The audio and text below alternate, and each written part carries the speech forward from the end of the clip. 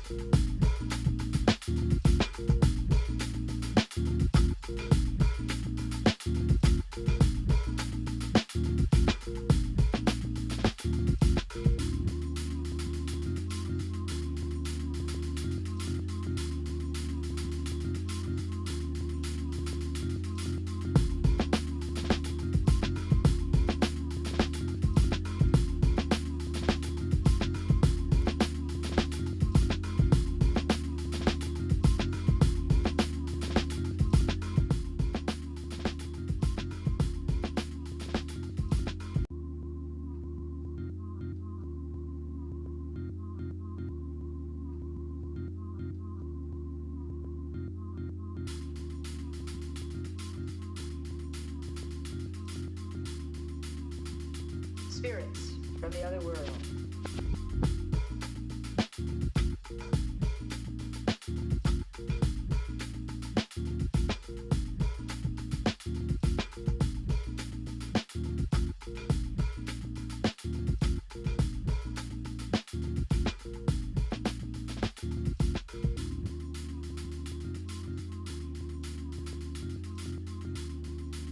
What's up, you beautiful honeys?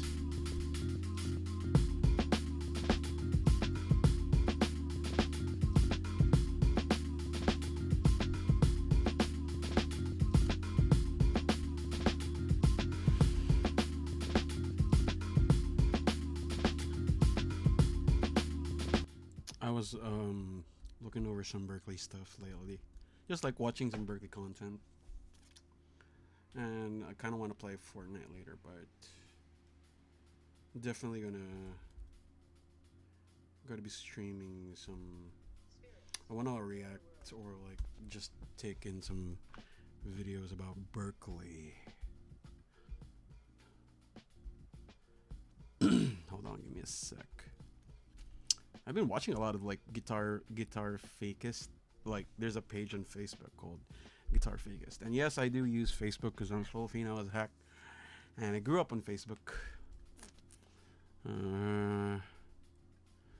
Basically, a lot of I've been watching a lot of fake guitar content by Filipinos mainly.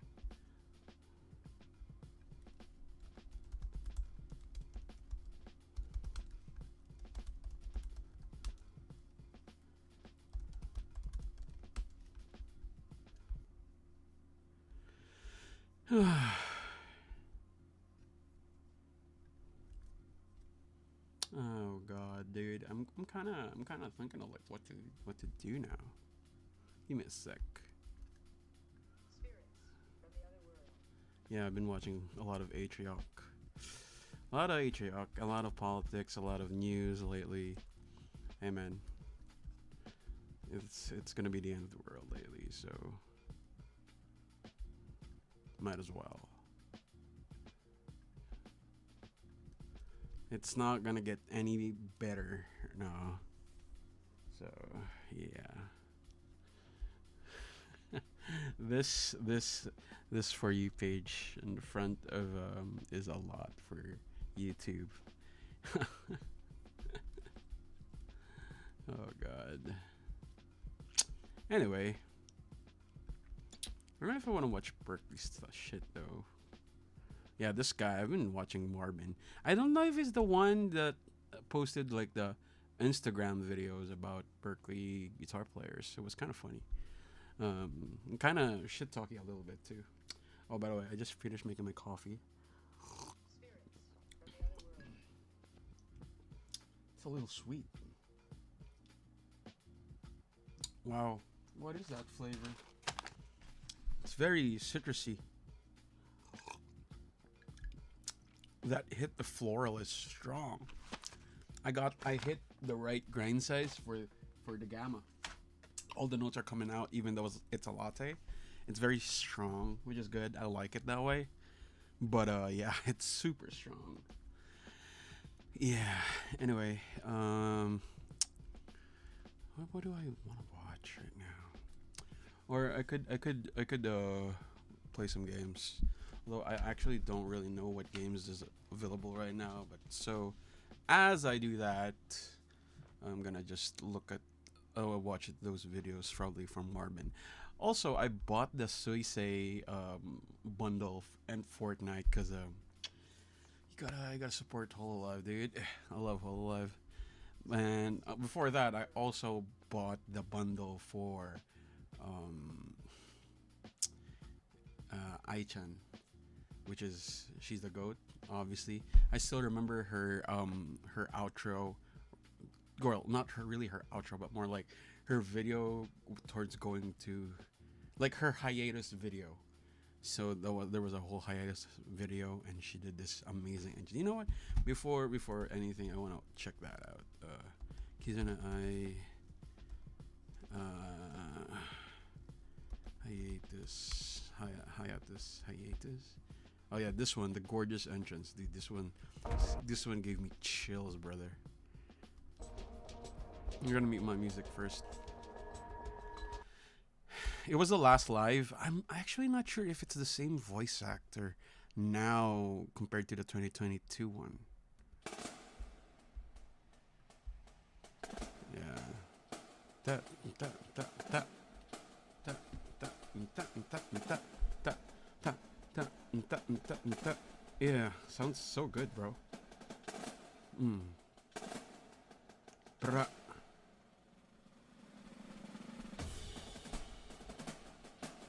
So groovy, dude. I want to skip to that when she comes in. Everybody stops, and then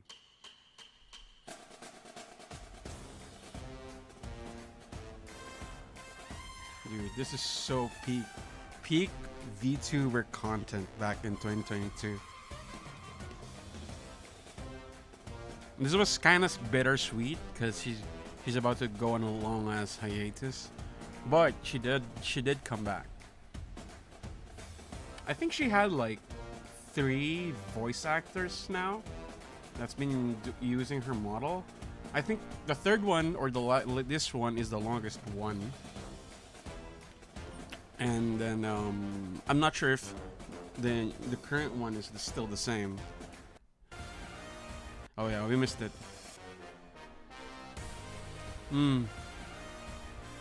I wish they would have used this outfit too. They would have given us this outfit too, but it's fine.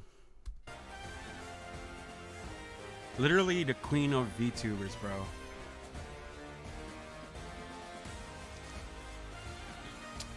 That floral hit is so good.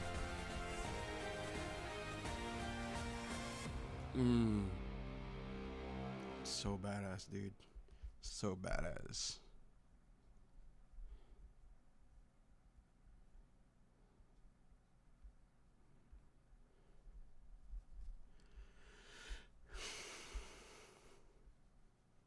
Yeah, she's back. She's back, dude. Yeah, she was live 2 weeks ago.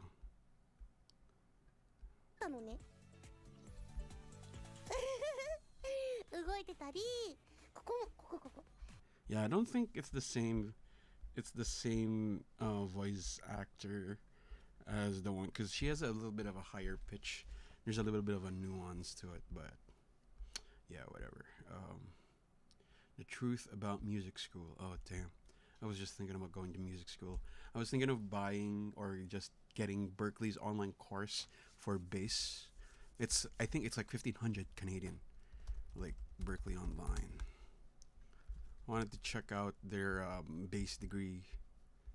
They have like where is it?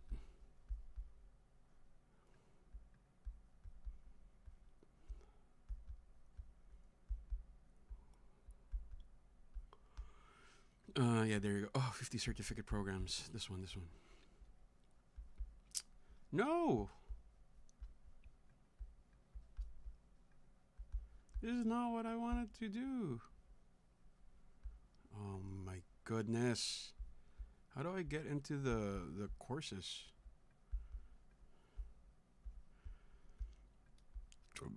Oh, there we go.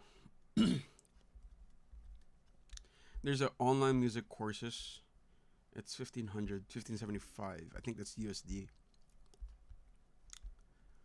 I want to do the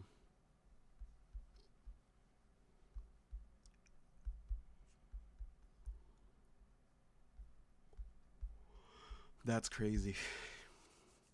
That's crazy. AI for music and audio is crazy. AI for songwriters is insane. Charging $525 for that is crazy, by the way. That's insane, brother. I never knew that was happening right now. That's crazy. Art of mixing. I could be interested with art of mixing. I think I just want it just for more training, mainly business communication. Bass is the last one. Probably nobody gives a fuck about bass. Bass performance 101. There's Gary Burton. There's jazz bass, so it's mainly gonna be upright. R&B bass. It's a level 3. So wait, is it okay if I do that instead of just like going to the regular bass? Danny Morris is gonna be the one teaching me.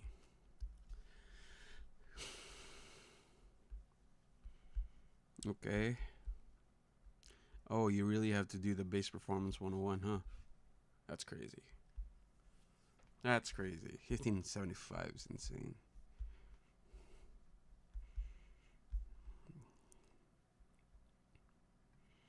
That is insane, though. What is the payment options? Because the thing is, you can't just do like a loan on this. Like, you can't get a federal loan in Canada because this is a U.S. school, and there's no school in Canada that does something similar like Berkeley, except Metalworks. But I don't want to go into Metalworks because I don't know, dude. It's not something that I hear about when I talk about music anyway. It's a bit shaky on that one. But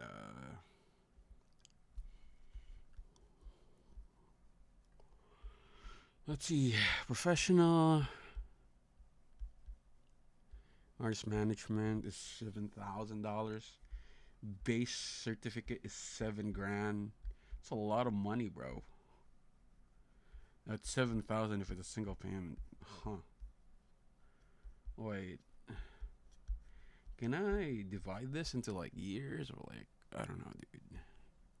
Because the problem with this is, yeah, it's just gonna tackle all of that.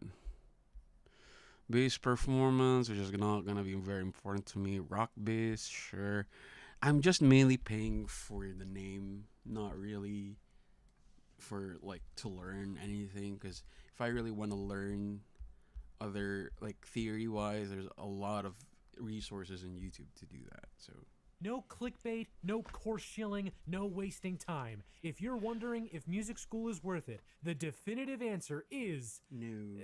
Maybe. What makes this question hard to answer is that it is so dependent on you, your background, your interests, what you want out of your career, what you want out of life. So consider this an overall look at music school today, and I hope it'll be of use to any of you who are considering going to music school, any parents who have kids who want to go, anybody who's in it now, and even anybody who has graduated. For context, I am myself a music major. I went to the University of Massachusetts Lowell and got my bachelor's in sound recording technology, their name for audio engineering. It's been 7 years since I've graduated, and I've been fortunate enough to still work in the music world, though not entirely as an audio engineer. By day, I do marketing for a microphone manufacturer, and by night, I run this channel. And between those two, I've been able to do lots of cool things, meet lots of cool people. Nah. What base is this? 機材を説明していきたいと思います。よろしくお願いします。聞いて、なんかヴィンテージとかも持ってたんで、コントロールは割と全部フルで。It's like a vintage P bass. A lot of Japanese guys love vintage Fenders. Is that a Bacchus? It looks like a. This looks like a black smoker. Black smoker bass. Beta J4.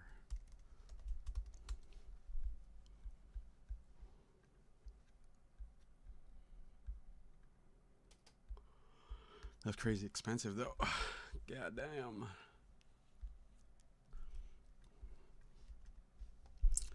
Gold tone.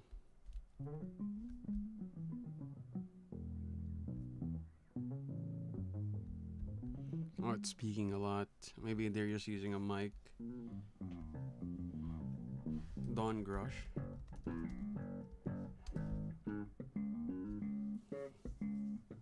Oh, they're gonna be expensive ass basses. 4本目に紹介するのは、 Yeah, ド look ン at グロッ that. シュの5弦ジャズベースです。 Oh, it's a color that I don't even like. ラグヘッズレベルの田中 It looks like it looks like it feels like it's like a mic lull though. 日によってその Peterson's. Oh, he has a capo. Yeah, the capo is It's a Dowski bass preamp.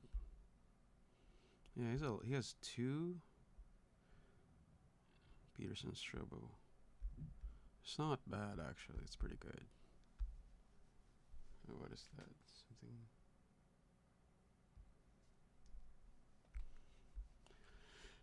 Something.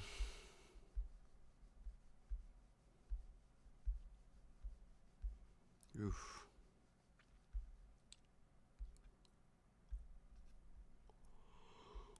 Wow. Adler EGE Adler 8500. That is a sick gun. Dude, I need to get my license already.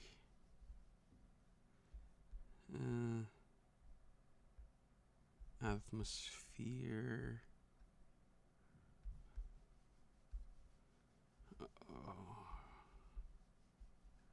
Habit. I see.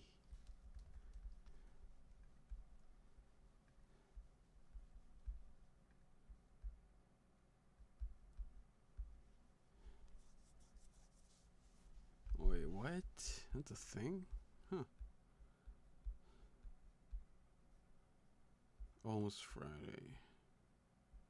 That's a restricted one, if I remember correctly. What is this? This crypto CEO just got arrested after the feds say his company was actually just a $328 million Ponzi scheme. Our big story at 5:30 tonight. He appeared to be a high-flying businessman, but federal investigators say it was all just a big facade. We're talking a dozen luxury cars, Rolexes, and lots of other fine jewelry. Chris Delgado has agreed to surrender a vast collection of luxury items. Wait, wasn't there... There's like an Instagram duo of these guys who are like alpha male type, and they're like promoting this lifestyle that they're not like for like they're anti-brokies and they sell courses. I remember. I think it's similar to this guy, but this is a Ponzi scheme. So Chris Delgado, that's his name, right? Chris Delgado. Oof. Yeah, there you go. 34 in Florida. Wire fraud and money laundering. This guy's gonna go to jail for sure.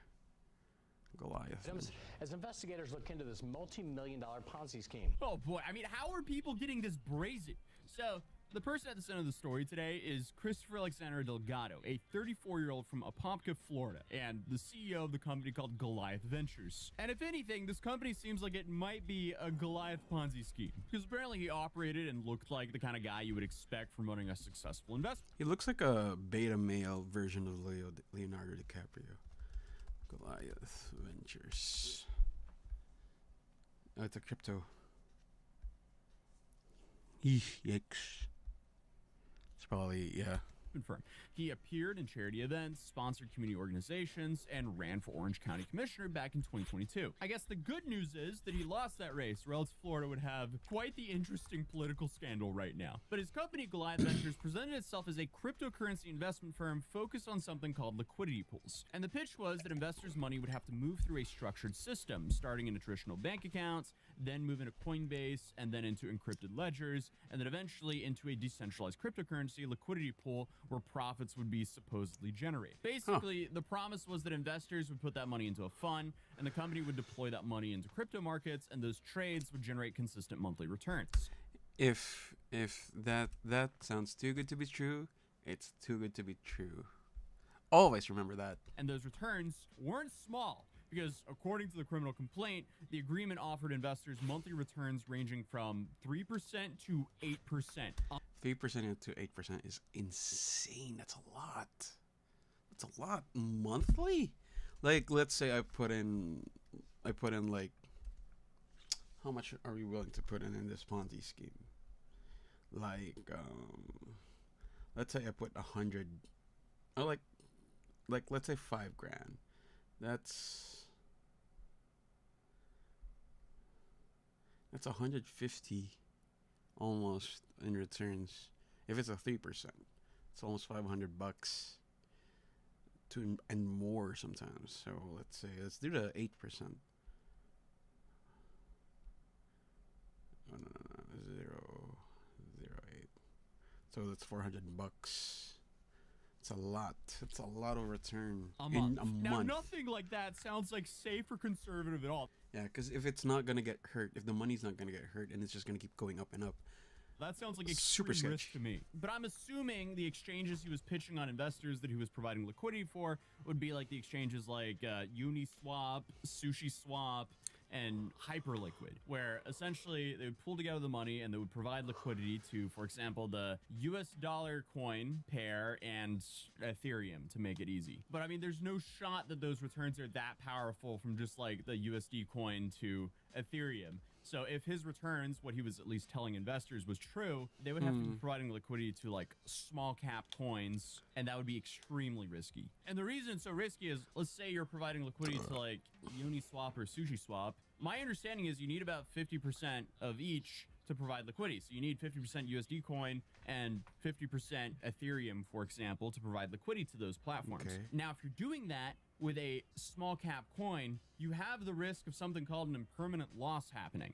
And that's if, let's say, the speculative coin that you're also providing liquidity for tanks overnight. That's bad, because then the order book becomes extremely unbalanced, and suddenly it has to rebalance itself out, and then you get a whole bunch of the tokens that are now worthless, and like none of the USD coin or whatever is actually valuable. So then you're sitting there with a whole lot of nothing. And that's the risk you play when you're providing liquidity for small cap coins. But that's the only way I can. That's crazy.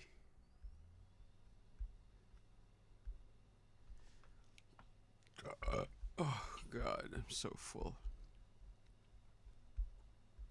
I would just get it. No clickbait. No clickbait.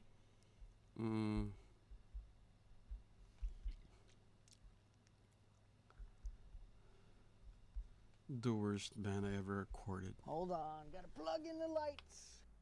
And we're open for business. Yo, so you know that I usually want to keep my channel in the light and be positive, but I was just telling this story the pretty other sick day, and I setup. was like, there's no way that I can't tell this story on my YouTube because it's such a good cautionary tale for producers and artists. So today, I'm gonna tell the story of the freaking worst band I've ever recorded, the most difficult band I've ever worked with.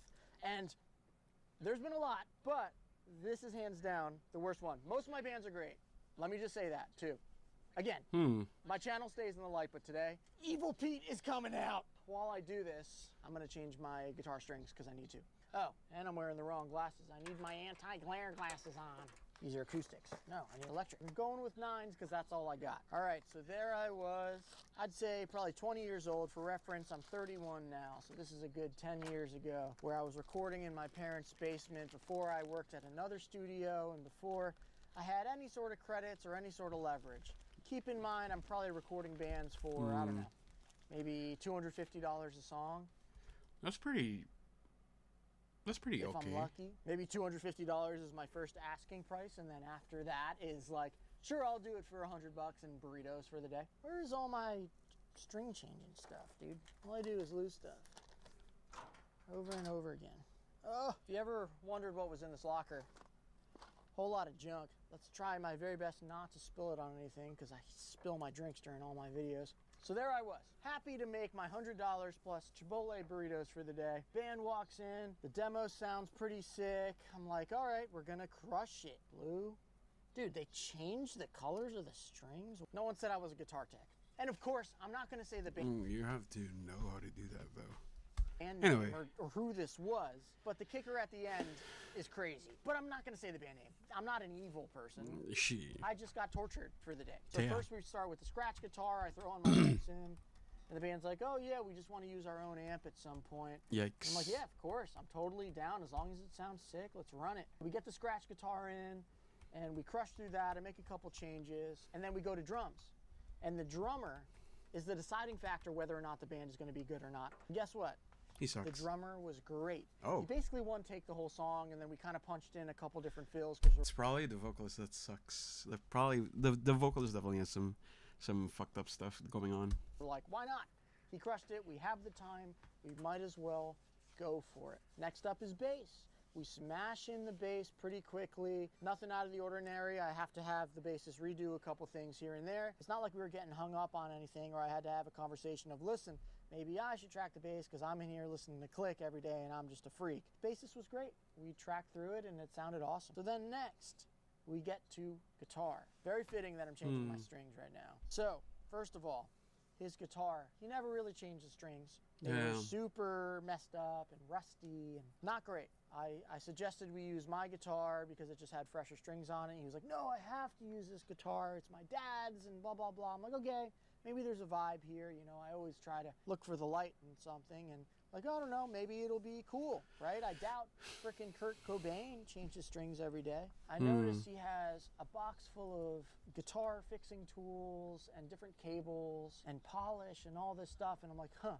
Little weird he didn't change his guitar strings when he has all this stuff. And then we end up using like a vintage amp, like a Supro or something, not traditionally a high gain amp, but keep Supros in mind, are we're nice. doing like heavy rock, pop punk style stuff. I'm curious how this is gonna go. I'm totally down to mic it up and figure out how this thing sounds. So I mic it up, you know, I throw a 57 right in the center of the cab just because I feel like that's gonna give me the most clarity and the best chance to be the accurate representation of what that amp is from the live room to the control room, which was literally just on the other side of the wall. So I'm like, all right, you want to go ahead, set up your settings, and then I'll mic it up, and we'll set up the pre. He's like, yeah, sounds good.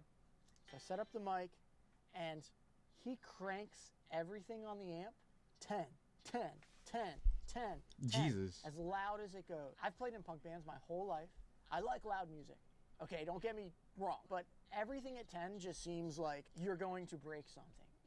Whether it's our ears, whether it's the amp, whether it's my mic and my preamps, you're gonna blow something up, dude. So anyway, I was like, whoa, whoa, whoa, whoa. Why don't we just like dial in your, you know, your gain settings and your EQ settings, and then we'll adjust the master volume and we'll figure it out that way. He's like, oh, this is just how I always run it. And at that point, the singer looks at me and he gave me that look like, help. Like, I think I need help.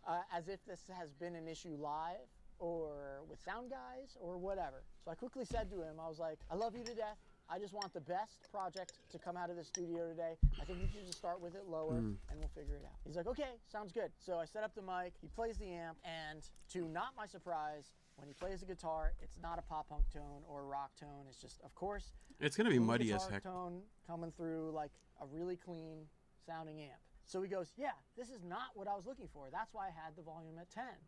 And I'm Oh, thinking in my God. head, well, maybe the amp was Wanted not as super loud muddy. as I think. So I'm like, all right, go ahead in there, crank it. Let's see what's up. I click the pad on my mic.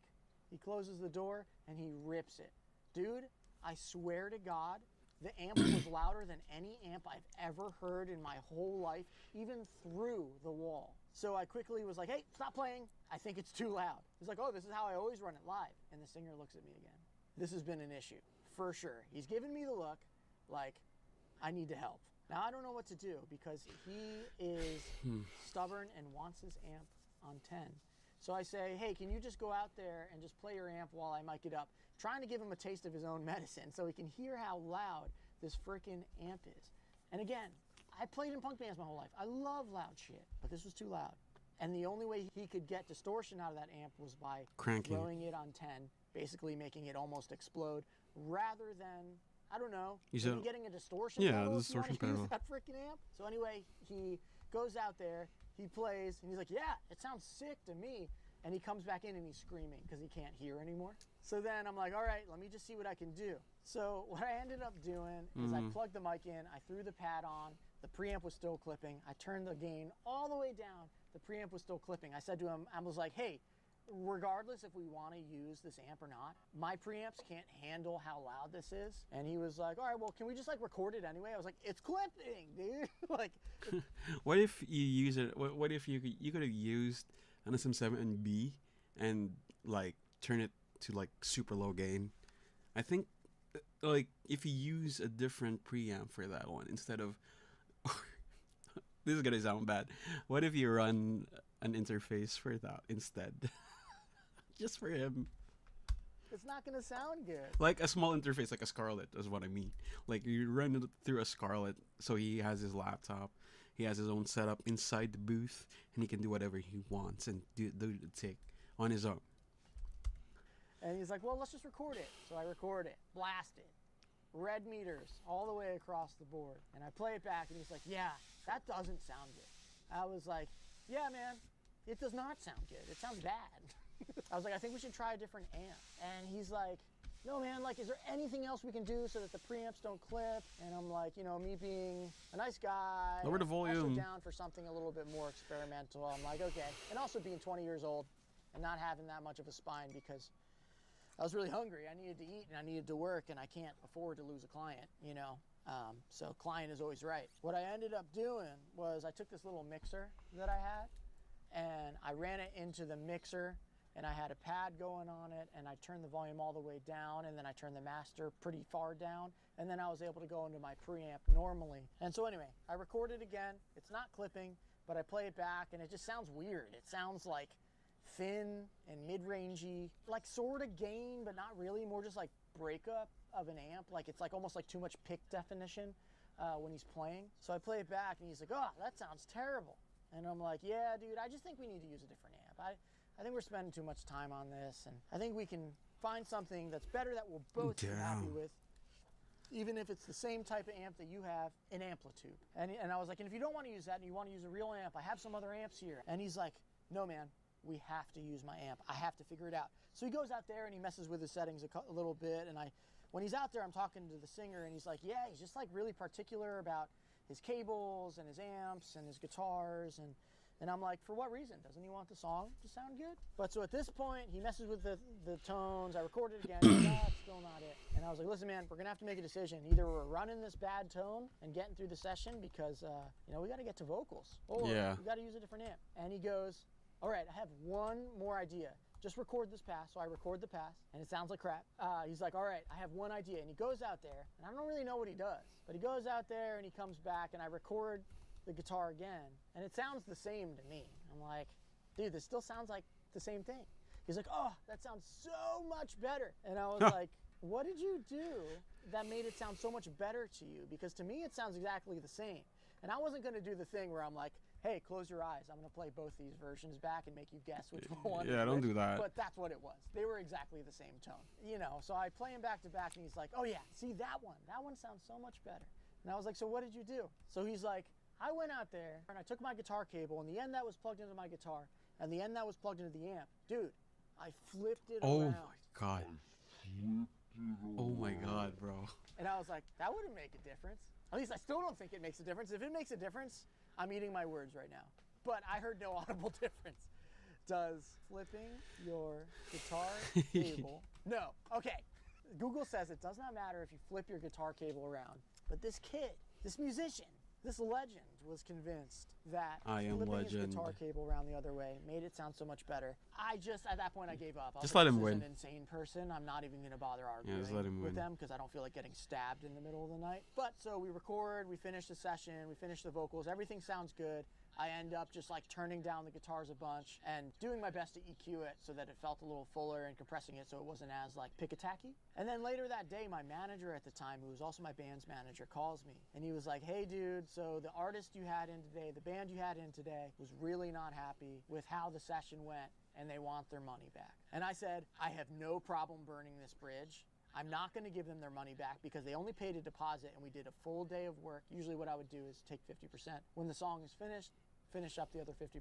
I am not going to be tortured for free today. So no, I'm not giving you your deposit back. But you can tell them I will send them all the stems and I will send them everything we did today. So if they want to bring it to somebody else and finish it, then they can. He's like, all right, I'll let them know. So they did. The singer ends up texting me. He's like, hey, sorry about today. Sorry it didn't work out. Hoping we can come back another time. Whatever. So there's two things after this that happened that are both crazy. So they went out and they recorded with a bunch of other producers in the area, and they burnt out every single producer to the point where the singer kicked out the guitarist, and he texted me. He's like, hey, we want to come back and finish the song. That guy is not, the guitarist is not in the band anymore. I was like, yeah, of course you're welcome to come back. Yeah. We ended up coming back. We ended up doing a couple different songs, and everything was great with that band from then on. But the craziest freaking part of this whole thing is that guitarist is now a full-time producer. He is out there recording bands, not A-being tones, A-being cable direction, somewhere in the that. But I have to imagine he had to have burned a bunch of artists on his way up. I've only changed 2 strings. At least a burned producer could hope that he has seen the errors of his ways and has learned a little bit more about. Yeah, it's not the worst guitar. It's not the worst band. It's the worst guitarist.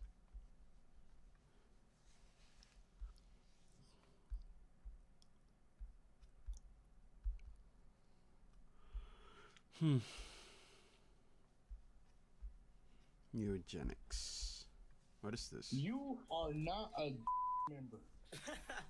Bro, honestly, all of that, they do not know who you are.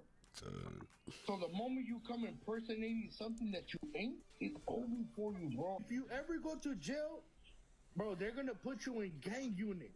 The moment you calling this girl right here a wifey, right? She's 51 backwards.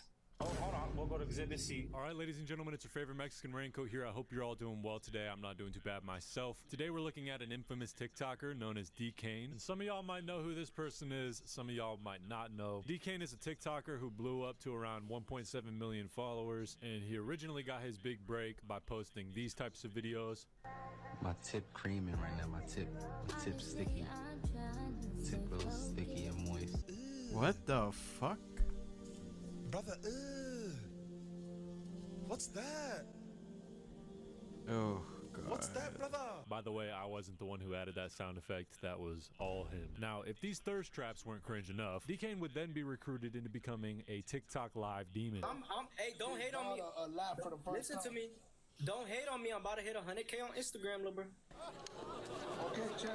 Every time he went live with me, he was at 60K, right? What? You were at 64K, don't lie. What is this, the Edgar multiverse or some shit? What am I watching? Thanks for the galaxy. Thanks for the galaxy, head ass. Anyways, Mr. D-Kane would ride away on the TikTok live hype, and he kind of became this gimmicky type character that was getting made fun of all the time and poked fun at. It was kind of just people bullying him for being zesty, which was pretty funny to watch, I'm not gonna lie. This girl got lashes on. Bro. Hold on, let me see. Oh, he's finally coming out. Bro got lashes on. Hell no, rock. Why is this cut so famous with these kids nowadays? A lot of Filipino guys, Filipino youngins, always use this hairstyle. It's horrible. It looks like shit. What? Has a whole drawer of caterpillars. He's like, let me throw these on today. I'm confuzzled. Bro, you heard him. I'm trying to build a puzzle.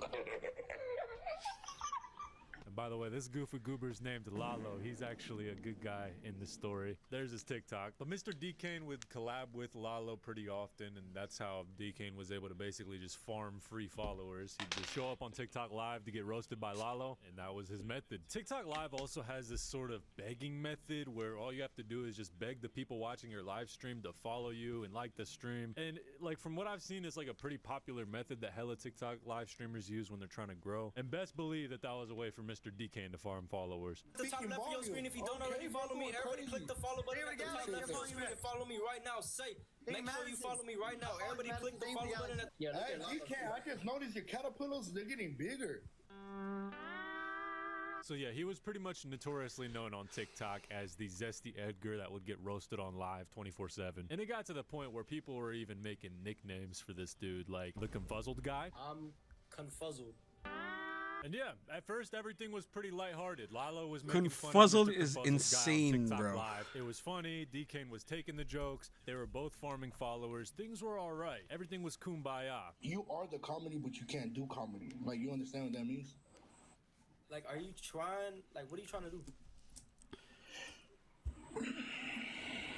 Until it got to a point. Because those tattoos, I feel like it's just betraying the image that you're really So not. if you saw me in real life, what would you do?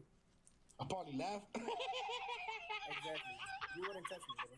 Decane was a wannabe gang member. Now, by this point, with how many fake gangsters we've looked at on the channel, I'm starting to think that this is like some type of pandemic or some shit. Like, there's got to be a poser pandemic that's happening right now as we speak. It's getting bad, and this shit's got to be a sickness of some kind. I know you guys see those face tats, and if you look closely, he has the number 13 in the middle of his eyebrows. You'll also notice that he's of Hispanic descent. For the people who aren't putting two and two together, this guy was trying to act like a MS-13 gang member, which some of you might know about and some of you might not. For those who don't know who and what MS-13 is, MS-13 is a violent street gang that started in Los Angeles in the 1980s, originally formed by Salvadorian immigrants. It spread across the US and Central America, gaining a reputation for brutal crimes like drug trafficking, extortion, and extreme violence. And I asked ChatGPT how to get initiated into MS-13, and from what ChatGPT knows, apparently the most common method is a brutal beating by multiple members, usually lasting 13 seconds. The goal isn't to just survive, but to show resilience and loyalty. Goddamn. 2, commit a crime. Some recruits have to commit violent acts like murder, robbery, or attacking a rival gang member to prove their worth. This is how they test someone's willingness to go all in for the gang. And 3, sexual initiation. In some cases, female recruits are given the option of being jumped in or being sexually exploited by the members. Ugh. So yeah, you get the picture. MS-13 is a violent gang. A violent gang that Decane was repping on his forehead. But it wasn't long until people started pressing him about his quote-unquote affiliation. Were you a 13? You sureño? You know what I'm saying? 1-3. Are you sureño or not? Is that 1-3 life? Where you from? Why you asking where I'm from? Yeah, where you from? What gang? Where at? What city? I'm from Salvador. You're from El Salvador? Yeah. Don't do that. Don't do that. What gang are you from? We're not doing this on TikTok. Bro. I'm from King Salvador Right 13. Bowen Park. Where are you from? I'm a good boy. You're gay. That's just. Bro. Hey, up on him. For those who didn't know who that was Lefty Gunplay, who's a rapper out of LA, and he knew a little thing or two about the streets. One would say he is very educated on it, so he easily sniffed out the fact that Decane was a poser. And if we're being honest, I think it was pretty obvious from the jump that Decane was a poser and not a gang member. If anything, he was just a tatted, nonchalant, zesty Edgar E-boy, begging for followers on TikTok Live. That's it. But he played into that gangster type aesthetic, but in reality, he was not lifting a finger on anyone except his ex-girlfriend and his grandma, which we will get to later. But yeah, after Lefty pressed D-Kane, the word got out that he was a poser, and some people actually wanted to put this to the test in real life. So I guess some people caught him at the mall while he was just out randomly strolling, and they took his chain while recording. Yikes. Are you gonna give me my phone? I don't need to call anybody. You gonna give me? I'll give you a Hold on.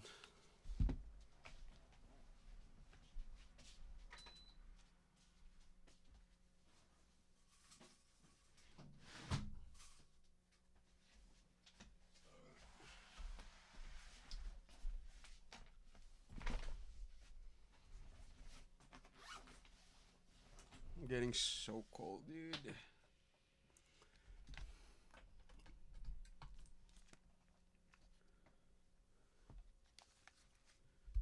Call security. Go ahead, call right now. Call right now. Right now, nigga. Call security. Call security right fucking now, nigga. Why do you keep talking, bro? Do something already. Niggas, I'm waiting for you to hit. I'm giving you a reason for me. And after this point, that video went viral, and the word went completely around town that he was a poser. And by this point, he had cemented himself as a lol cow. Also, the word got around town that he was 5'1". People had a field day with that information. But eventually, Lalo would press D-Kane about his quote-unquote affiliation and how he got his tattoo, and also how he managed to let someone snatch his chain. Queen, tell me why I had a lot of beef, right? Earlier, they were all coming up to me. They're like, bro, like, hey, respect on what you were telling D-Kane about that.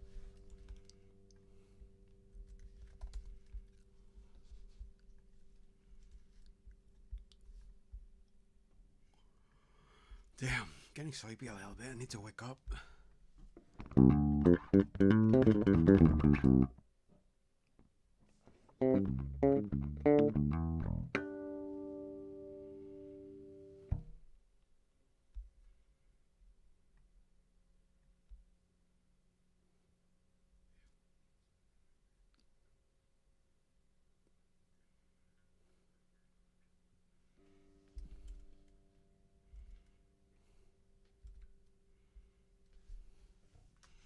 Damn, what the hell, man?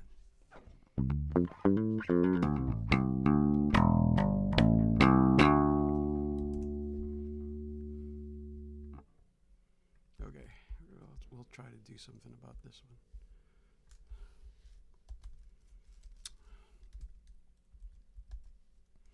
I want to do the AI covers of Tagalog songs.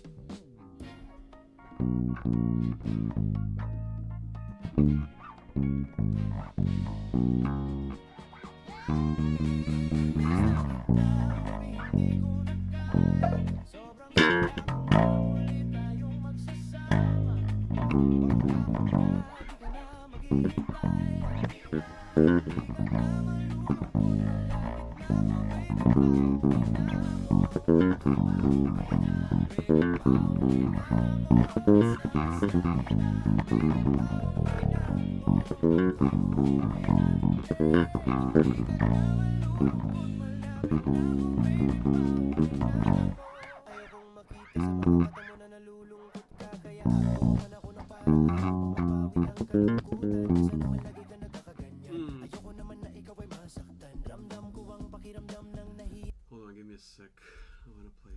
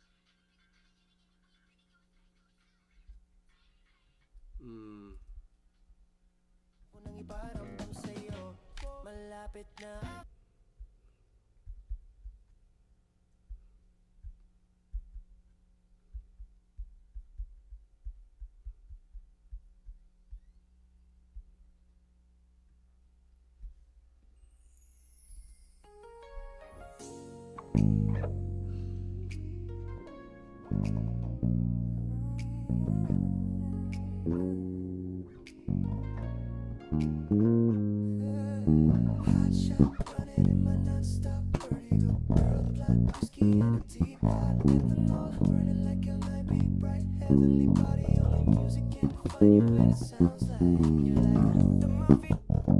come on. Wait.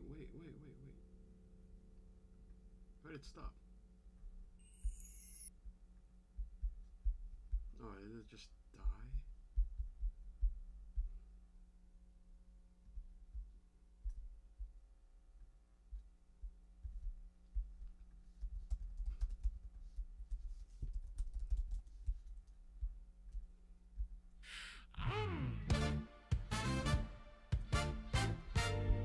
Dude, what the hell?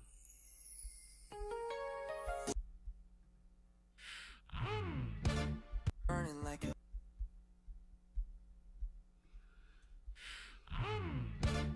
It's the same thing.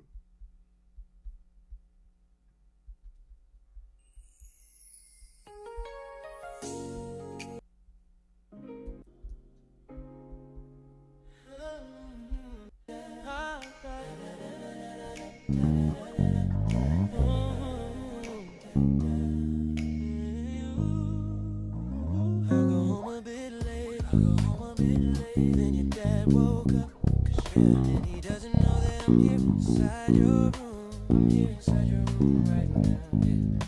Whoa, everything I've been looking for, I found.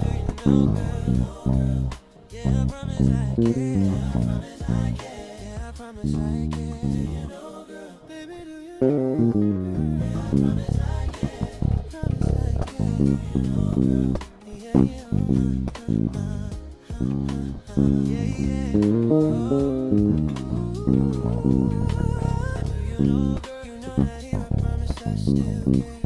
You don't reply, you don't even come first. Do you not like me cause I don't drive that car? Or don't you like me cause you love me older? Can't give you yet the things you order, just my luck. See this only 4 days, I'm holding alright. I'm just a street boy, you're from another world. Offered you a red rose, you said okay. If you want me, when you turned your back, I almost lost my mind. Goddamn, your pocket brushed mine, just 2 little steps apart, and I felt it. Yeah.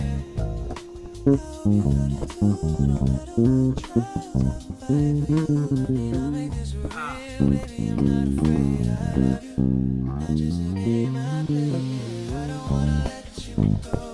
Everything I've been searching for, I found in you. Baby, I just hope you don't set me aside. Oh, if you only knew, baby, I don't wanna let you go. Everything I've been searching for, I found in you. Baby, I just hope you don't set me aside. Oh, do you know, girl, I can't explain what I feel inside. When I'm near you, I lose my mind. All my pride just fades when you're around. Quiet suddenly, then it comes back.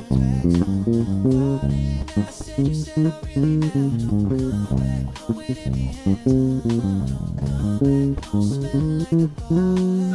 Except you, sometimes it hurts. And I think that maybe you were someone else.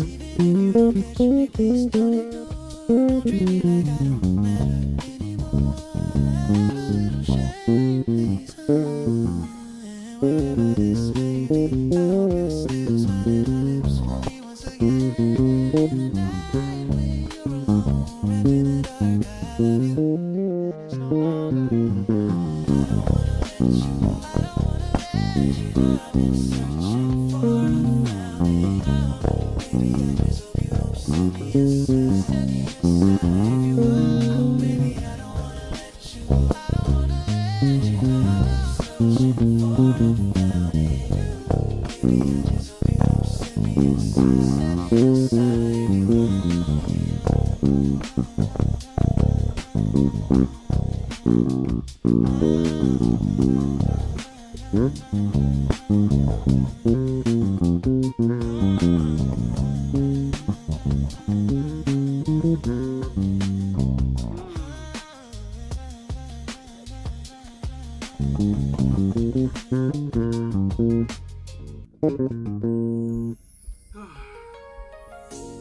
This is the one that dies. I don't know why it dies. That's crazy.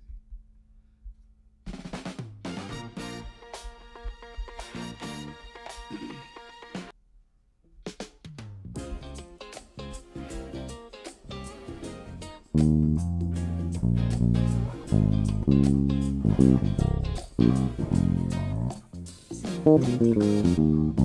ko kung paano ko bibit-bitin ang pagtingin ko kasi kung hanggang tingin lang ay bituin.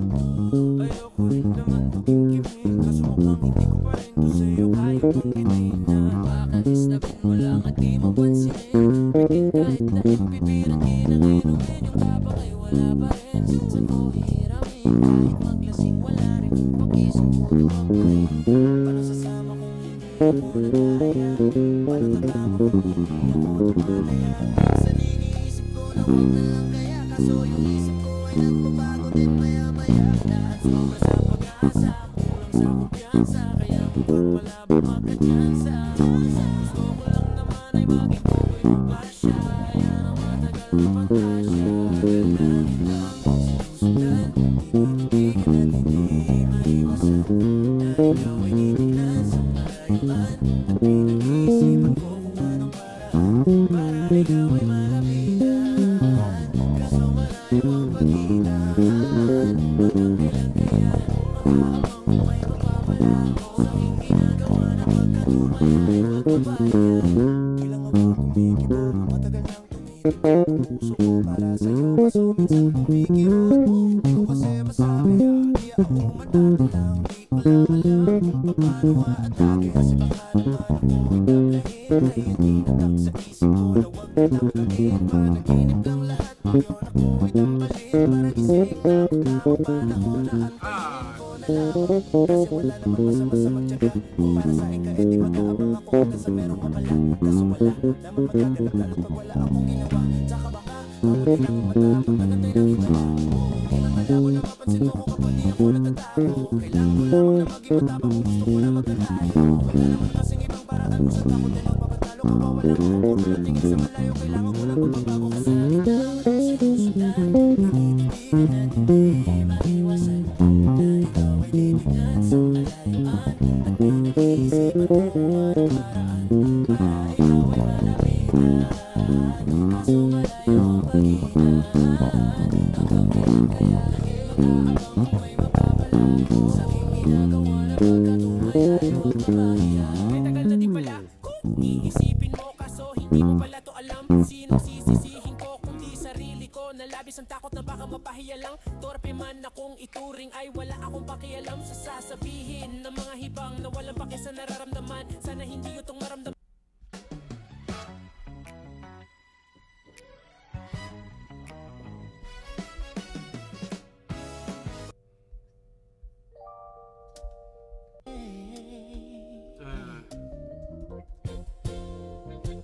I think I gotta review her songs now.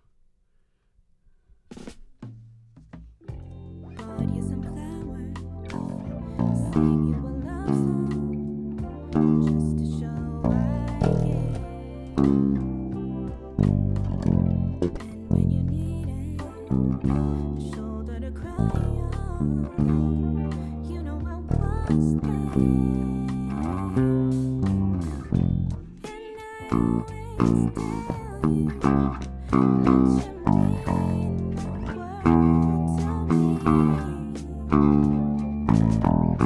But you can't accept what you don't believe. Baby, I can't make you love yourself. I want you to see you're protecting me. To know I can't make you trust in me. But baby, when you're ready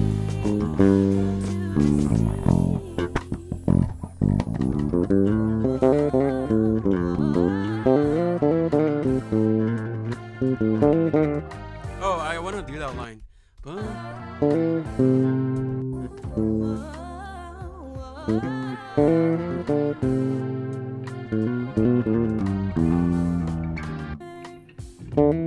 so that you'd be.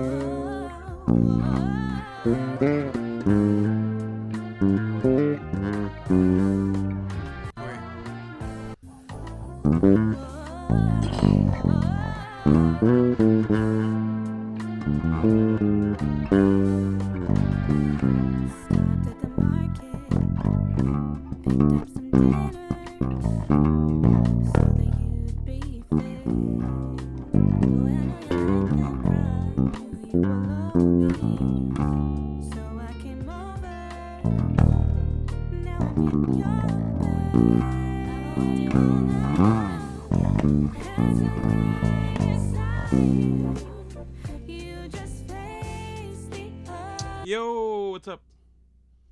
I'm just working on some stuff right now.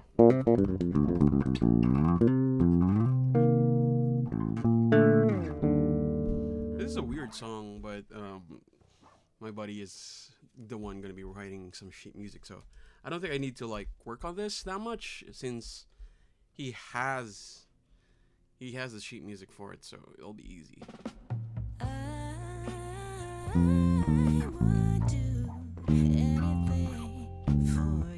Yeah, so I'm working on some. Hey, what's up, man? I'm working on some songs that I'm gonna be playing. I'm gonna be playing for her, for an artist in Vancouver. We're gonna be rehearsing this coming Thursday. I don't think we'll probably like do a video of that, like how it goes down. But yeah, it's super interesting. Haven't worked any R&B in a long time since I started living in Vancouver, because they don't really pay well sometimes. But yeah, this is a fun one, and she's a homie, so.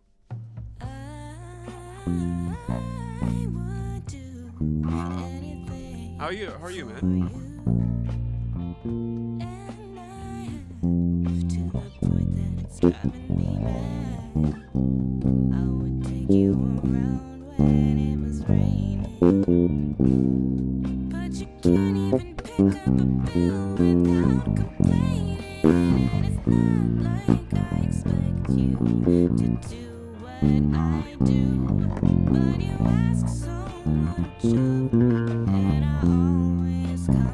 This is a weird one.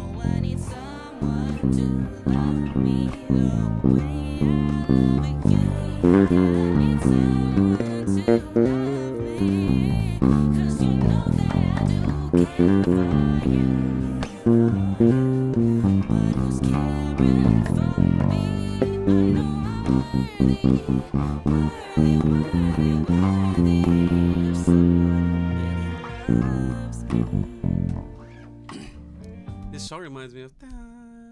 Oh, it reminds me of Me and Mrs. Jones. It kind of reminds me of this cover.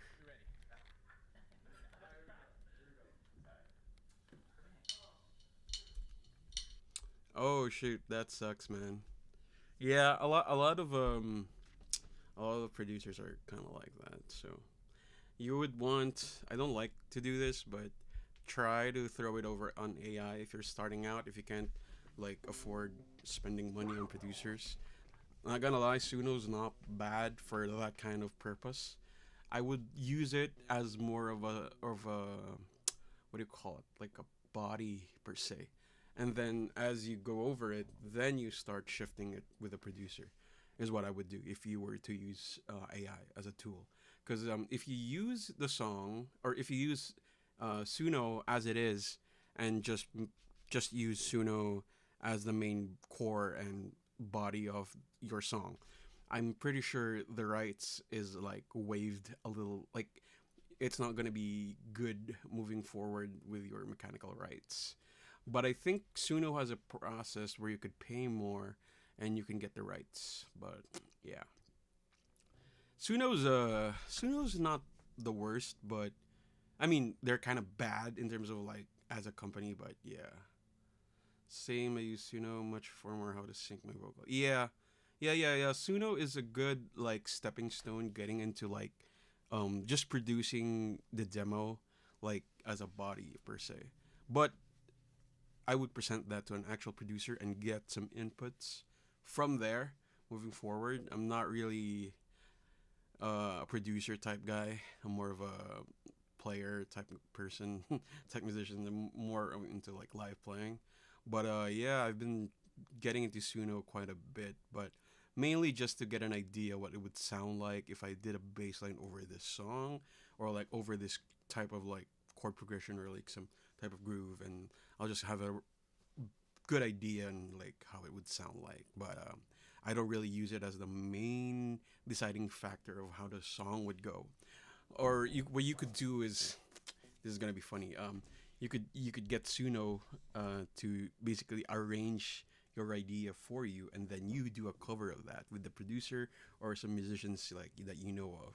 Is one of the best ways to like utilize and get around Suno as a whole. Because I think the rights, I'm not sure if the rights for the Suno songs are a subscription type thing, but I would definitely just try to like get your money most out of it by making a song in Suno and grabbing that arrangement and have someone play it for you or make that beat as is even, because that arrangement is not a final thing. I believe so like basically AI doesn't really have a hold on these hold on rights per se. They can't like go after you.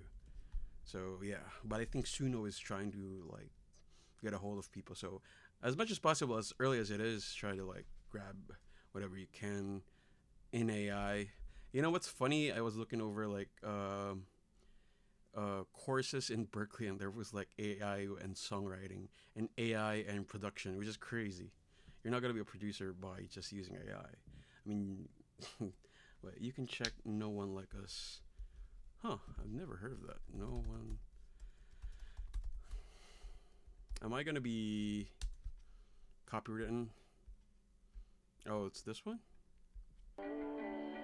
Oh, my bad. I was trying to like lower the volume. Hold on.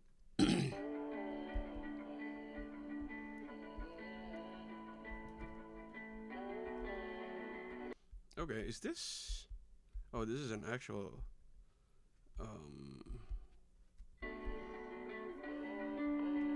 I'm not gonna be able to play it, I think. Like, fully?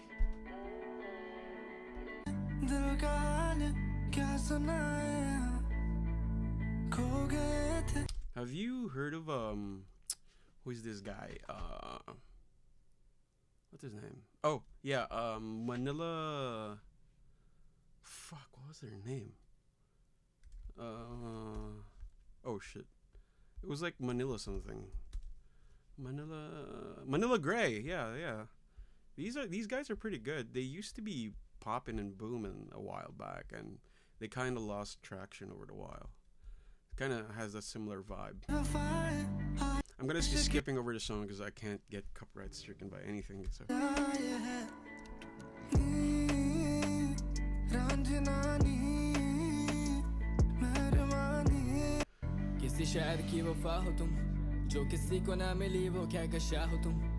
I see. Yeah, I think I have an idea or an idea of what the song is like. Mainly, it's gonna be like a lot of R&B stuff, which is basically like Manila Gray. I wouldn't really call them R&B because of the auto-tune. I hate auto-tune if it's like used to the fullest extent. Like if you use auto-tune as your main clutch for everything, it's not gonna be good. Still, you have to learn how to sing properly, but yeah, it's not quite so. Yeah, these sound pretty good. I don't really listen to this kind of music, but I do if I do work on some of these types of beats. Yeah, definitely. These are dope. Oof, that's a rough thumbnail. Yeah, these are like a lot of R&B type stuff. Like which one is the R&B?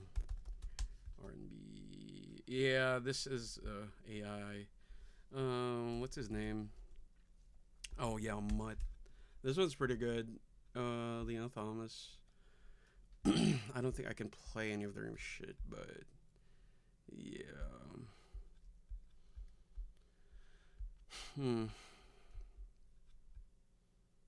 Let's oh cats keep crossing. I want to play on something.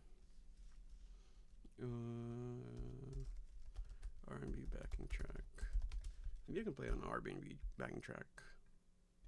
Oh, that sounds like shit, not gonna lie. What about this one?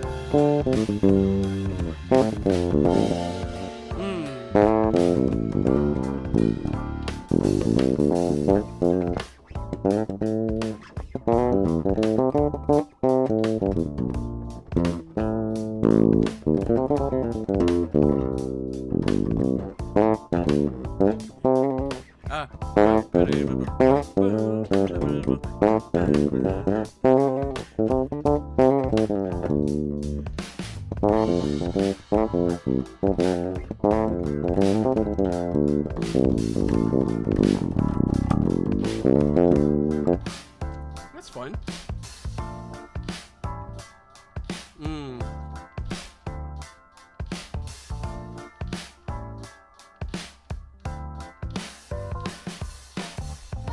What is going on? Kind of sound like Subway Surfers. Yeah, the track. Yeah. Thanks for subbing, my guy. Oh, yeah, it does kind of sound like Subway Surfers there. Yeah, I can't really play anything that's like not AI or not like backing tracks because they're gonna shut me down. But we can get over like some shit like this. But yeah, it's just horrible. I can't really play any shit that's like not freaking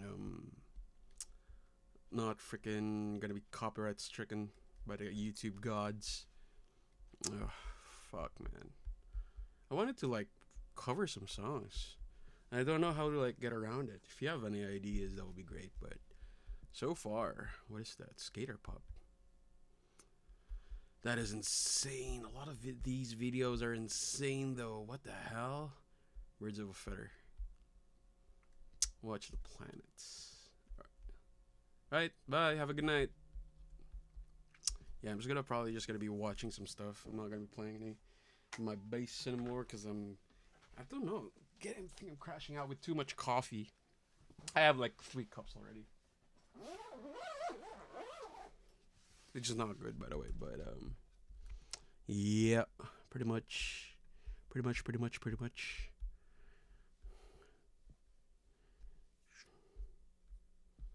Titus Returns. Yeah, I've seen that before.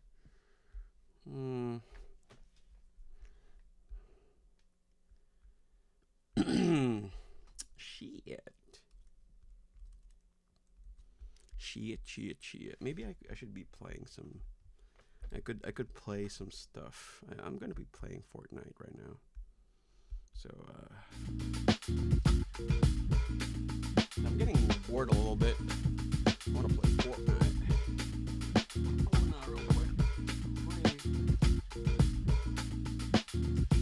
I don't have the HDMI. Hold on, please. What the hell are you?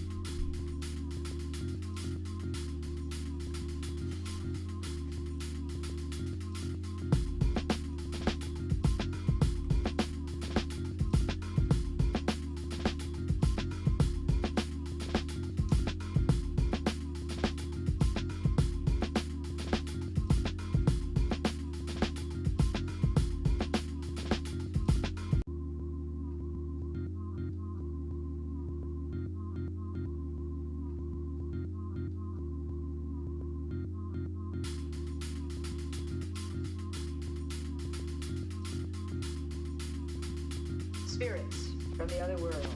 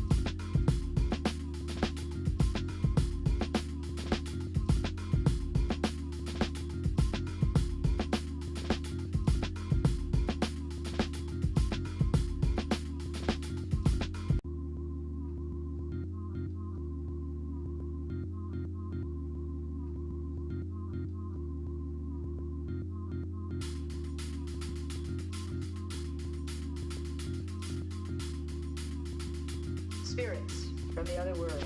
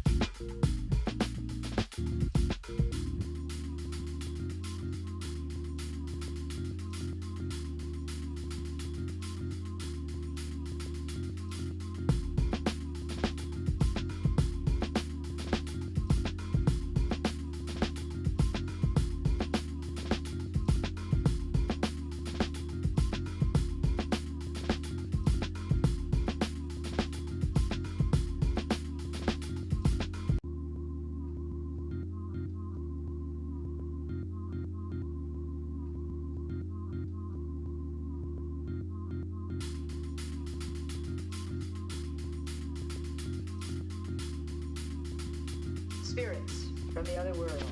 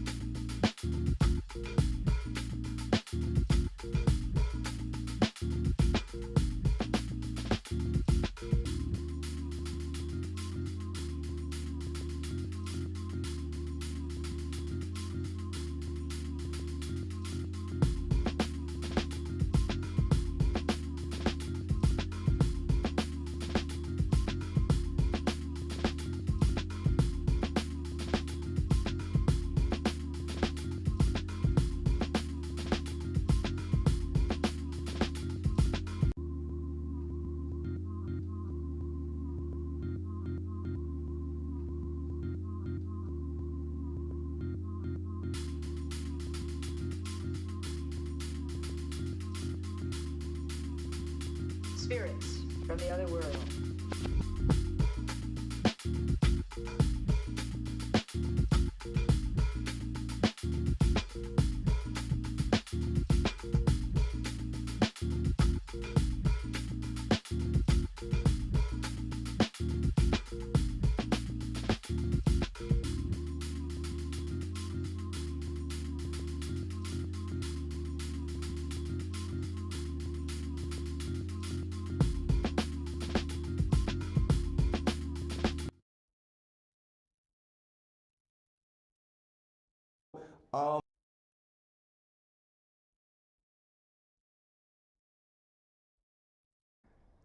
And you're not distracted by anything, then this vase will be beautiful and therefore more valuable in the marketplace.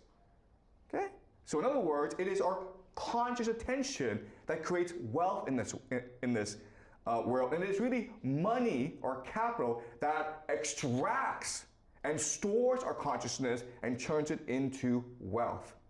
All right? So that's a really important concept that most people don't understand, but you need to understand this if we are to understand the nature of reality itself. Okay, so that's the first thing you need to understand.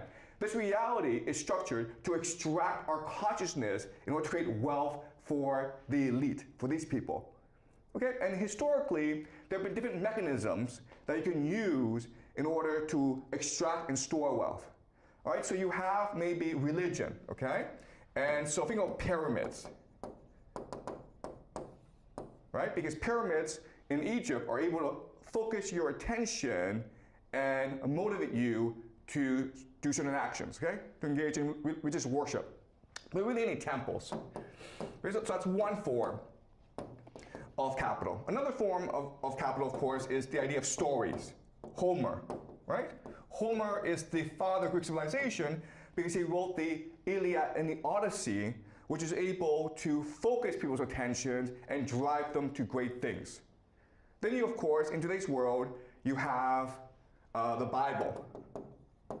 And the main mechanism to extract and store wealth in today's world, of course, is the US dollar.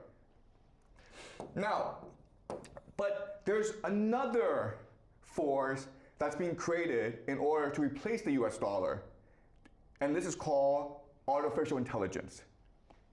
All right, so what we'll discuss later on is that there's actually a war going on for the soul of humanity, for the human consciousness between the US dollar, the old world order, and artificial intelligence, the new world order, okay?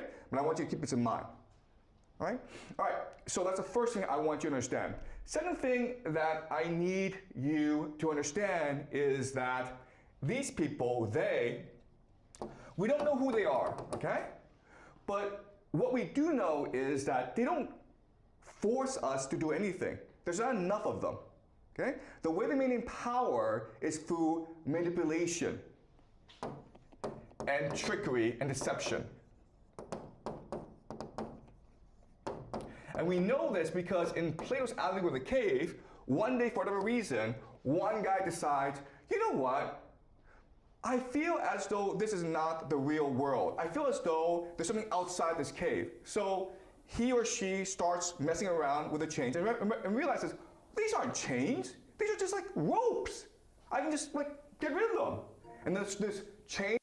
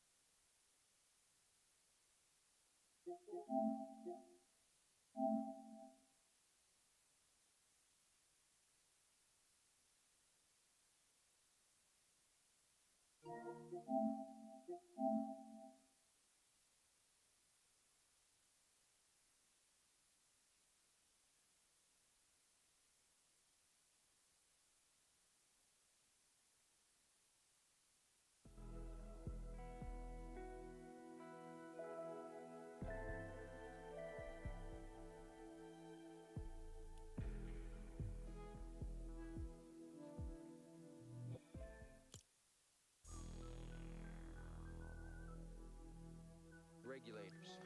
We regulate any stealing of his property. We're damn good, too. But you can't be any geek off the street. Gotta be handy with the steel, if you know what I mean. Earn your keep. Regulators! Mount up. It was a clear black night, a clear white moon. Warren G was on the streets, trying to consume some skirts for the eve, so I could get some phones. Rolling in my ride, chilling all alone. Just hit the east side of the LBC.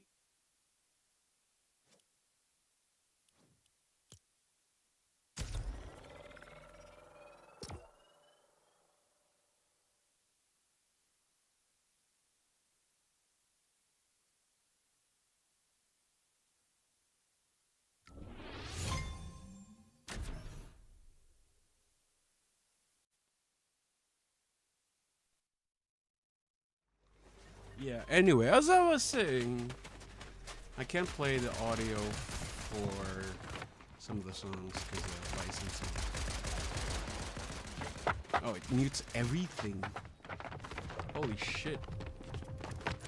No music at all. That's kind of sad, bro. What if I just put on my own music? Yeah, boy.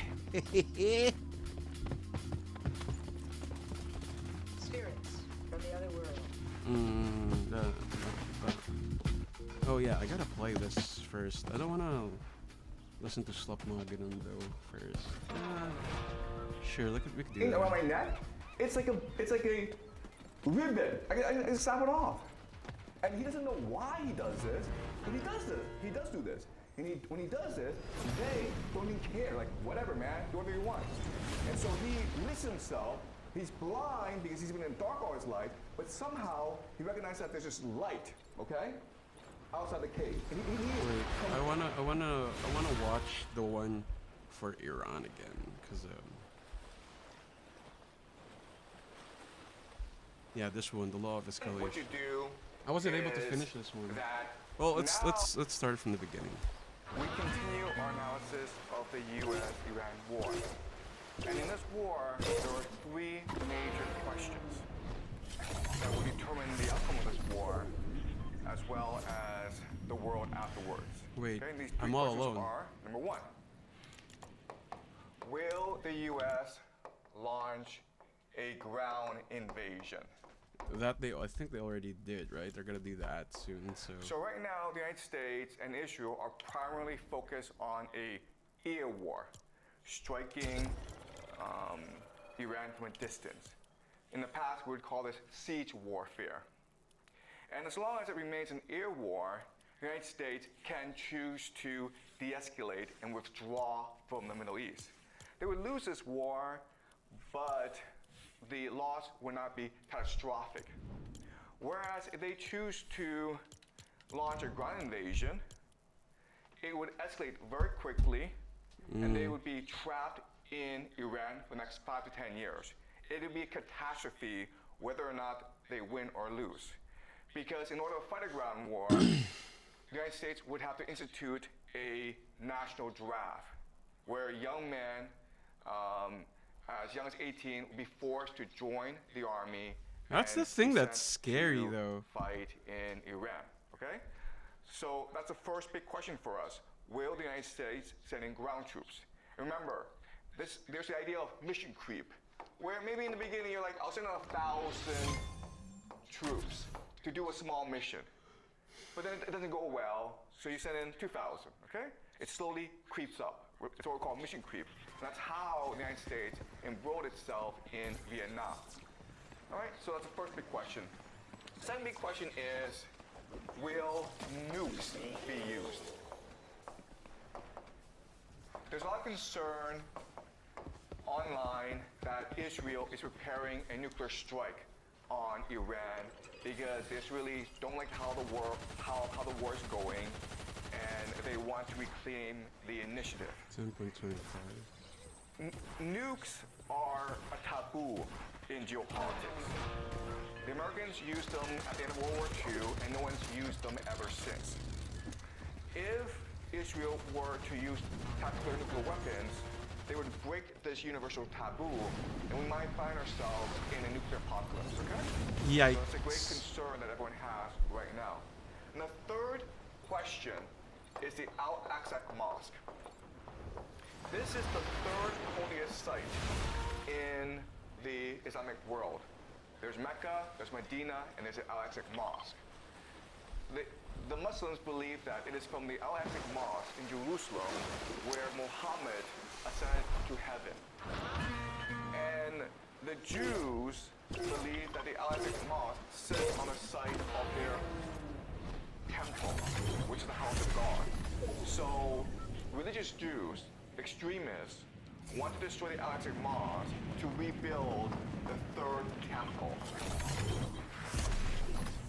And if the religious Jews, the extremists, destroy the Al-Aqsa Mosque, then the 2 billion Muslims in this world would be religiously obligated to go to war against Israel.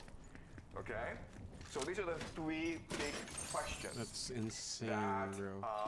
We're going to holy war. Will determine how this war will determine the future of the world. Okay.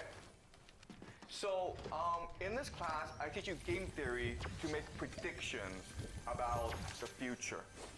So right now, I'm going to make 3 predictions. And then I will show you my analysis as to how I make these predictions, okay? Now, what's important to understand is that these are only my guesses based on my analysis. And whether or not they turn out to be correct will determine the validity of my analysis.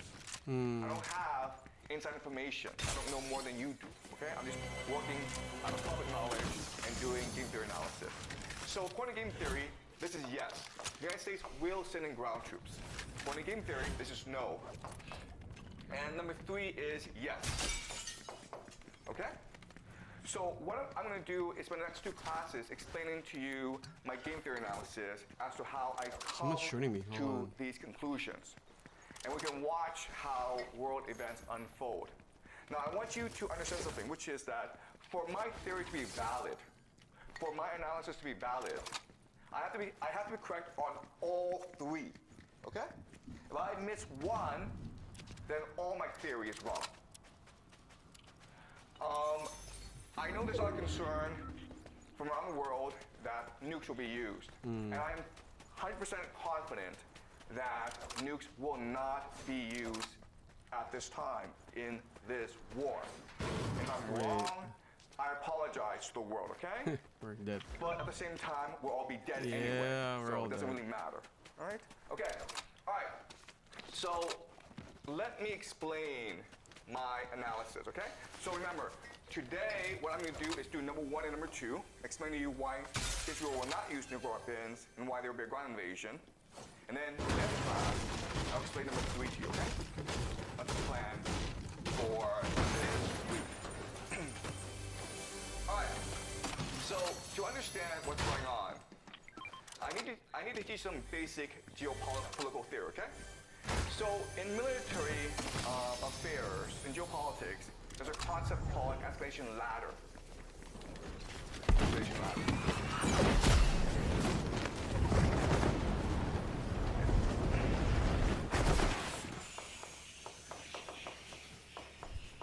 Interesting.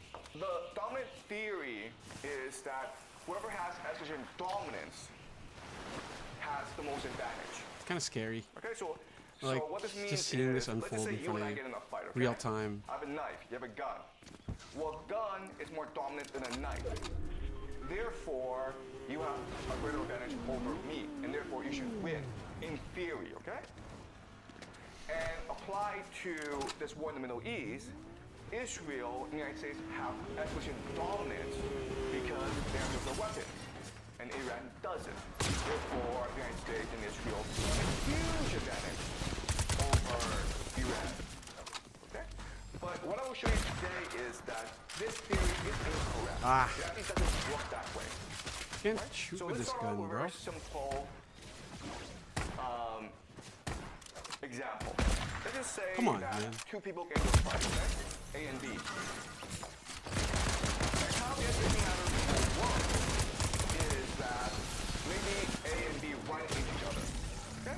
And then A says, hey man, say sorry. And then B's like, it's not my fault. You say sorry, okay? So there's a conflict, and it's usually a very small conflict. No one knows why, and no one knows who's at fault, okay? So they start cursing each other, okay? So the first step is a conflict. Second step is they start cursing each other, right? Screw you, screw you.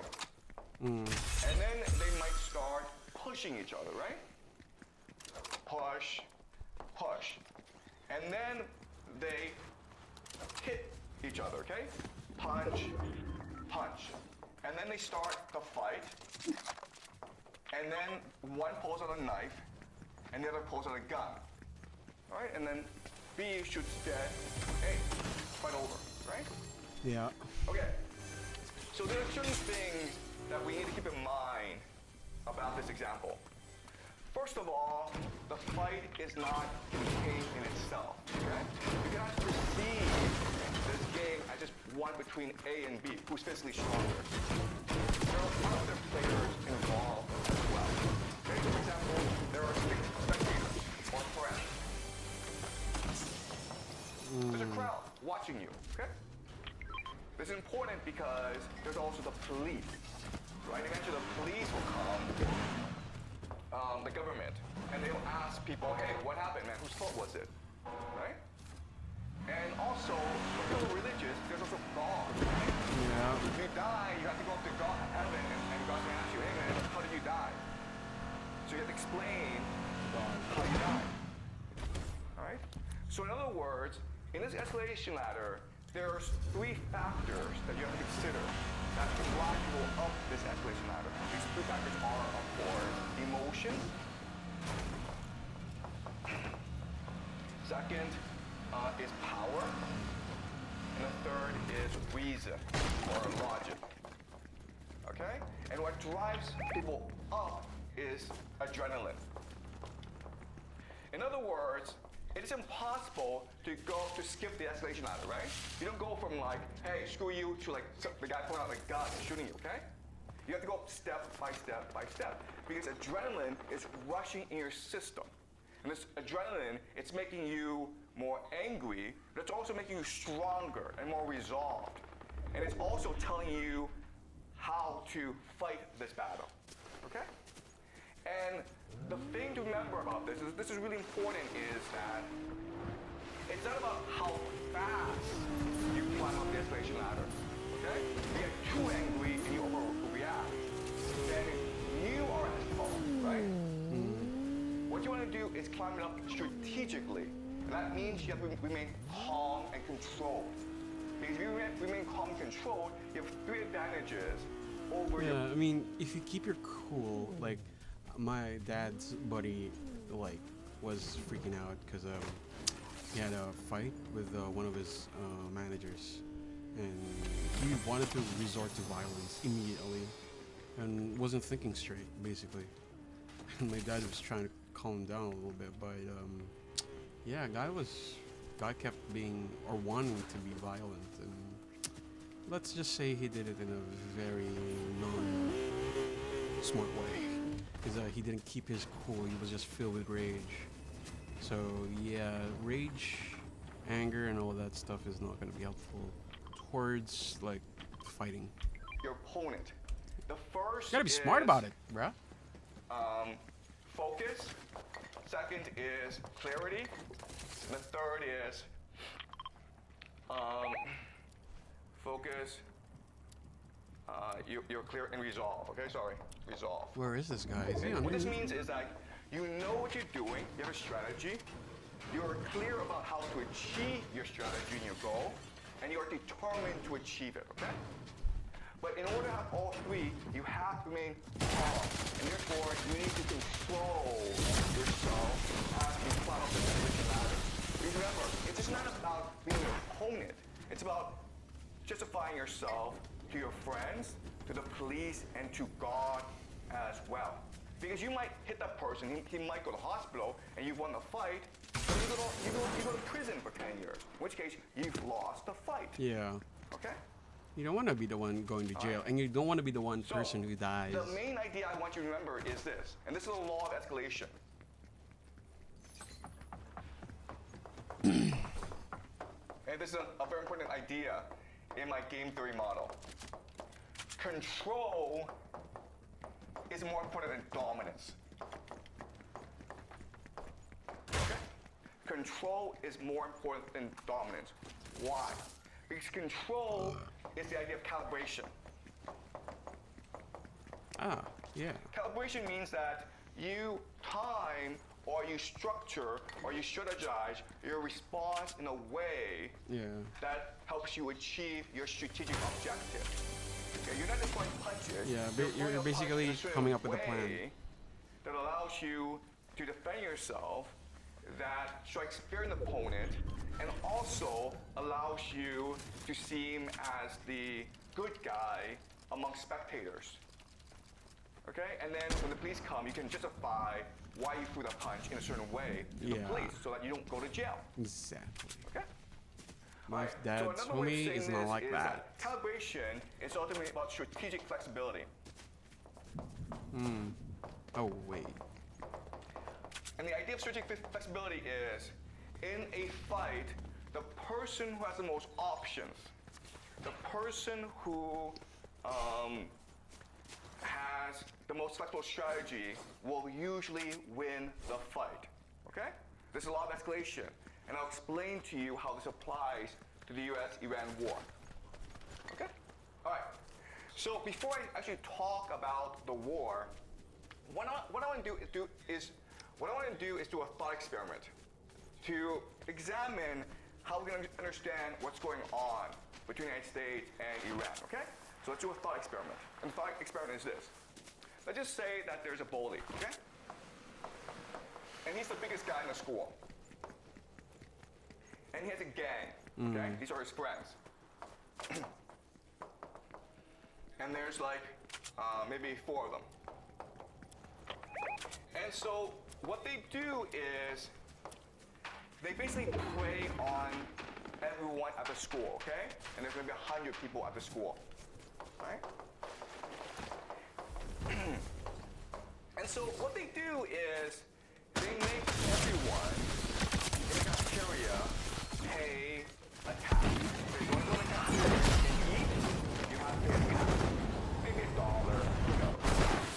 And the friends of the bully go collect the tax and then give him all the money, okay?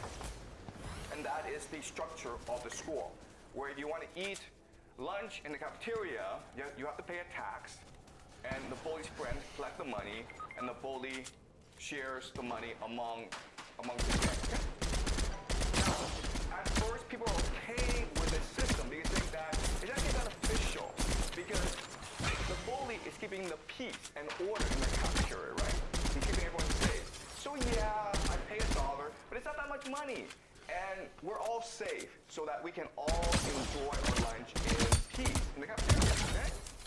But then what happens over time is that the bully gets more and more arrogant because he feels invincible. Everyone just obeys him. So he develops the idea of hubris. And the idea of hubris is that no one has courage to challenge me. Everyone's afraid of me, and therefore I can do whatever I want. So what does he do?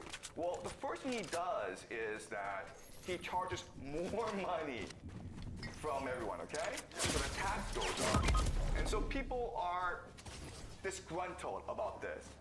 Okay, they don't understand why they're paying more to the bully, okay? But not only that, but what he will also do is pay less money to his friends so that he can have more money because he wants to buy a car or he wants to go to Paris for the summer. Does that make Hold on, I wanted to buy.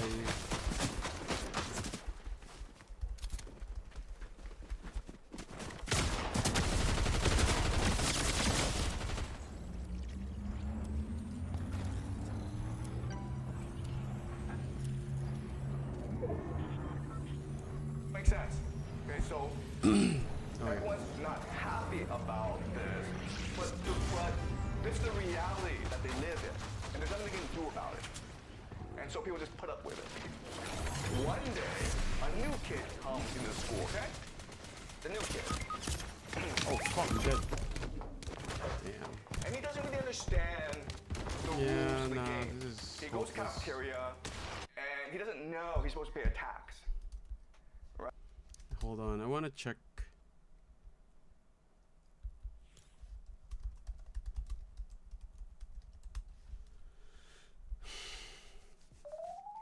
Loafer. This is actually the Lowell silhouette in the butterscotch Orleans colorway. Before I get into the video, go over the loafers. If you are new to my channel, first time stumbling across one of my videos, well, thanks for dropping by.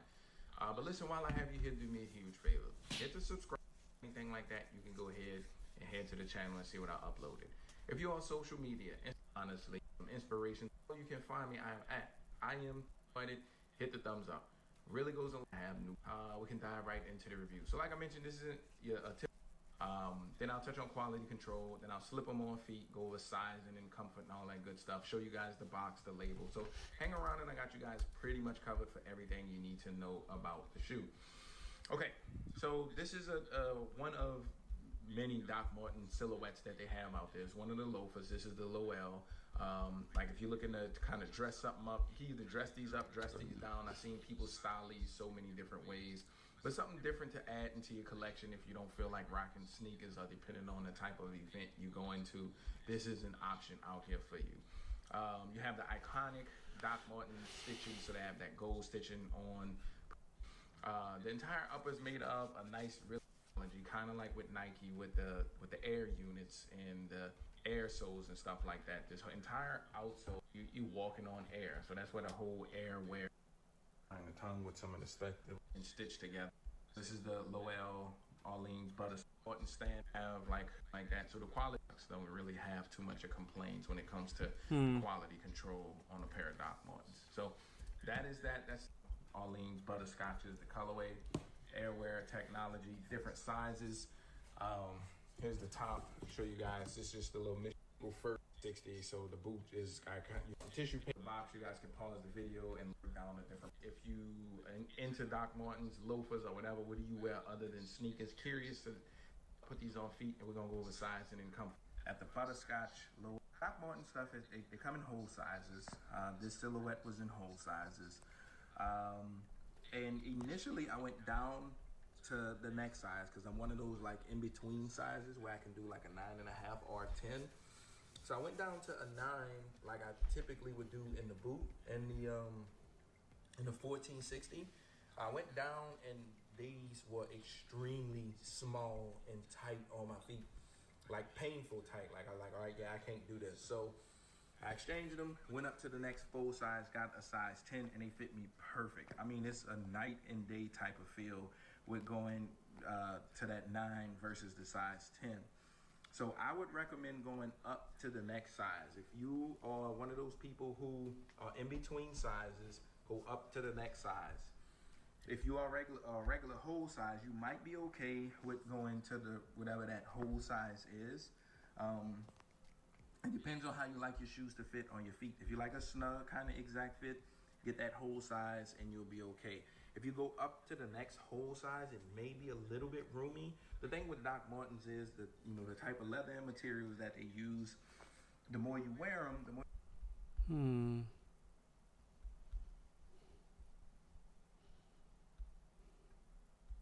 Since Doc Martens do not find your perfect size, it'd be very difficult to know exactly what your size is, especially if it's your first time buying some Doc Martens. In this video, I'm just gonna go through some things that can help you find your perfect size. Also, if you like Doc Martens, please feel free to like the video and also consider subscribing. It helps the channel a lot. The easiest way to find your perfect size when it comes to Doc Martens is simply going either to a Doc Martens store or a store that sells Doc Martens. Once you get there, you can try out hopefully a lot of different types of Doc Martens. You can figure out what size works for you, which one you're comfortable with, and then also if it has different options, you can try different leathers and see which one works for you, and you can buy it there or you can buy it online. It makes it very easy, no hassle. You just go try it on. If they have it, awesome. If they don't, you can try a size bigger, size lower, walk around in it. No penalty, no foul. It's very simple. But what if you don't have that option? Now what? So here's a couple unconventional ways that you can find your Doc Marten size. The first one is simply measuring your feet. I don't know about you, but in some stores that I've been into, there's this device that they have where you can place your feet on there and you can find out exactly what your size is. So we're gonna use that concept to measure our feet at home. So what you're gonna do is you can use, for me, the simplest way that I found.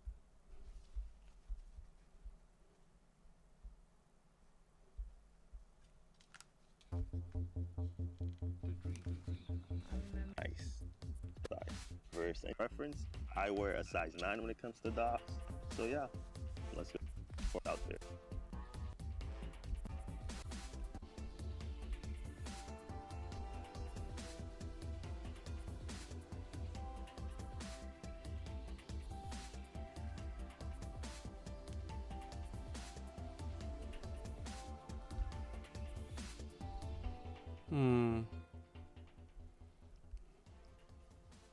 So if it's a 9 Vans, I could just do a 9 then, right?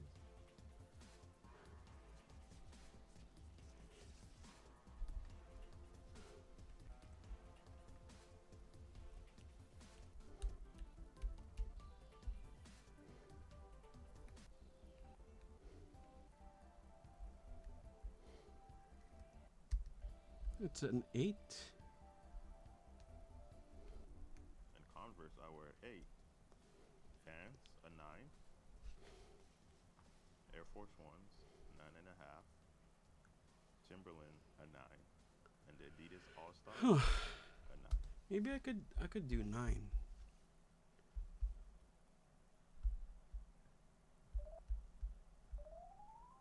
True to size then, right? Dr. Martens.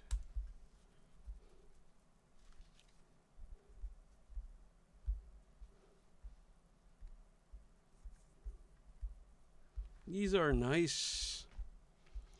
Don't have my size though.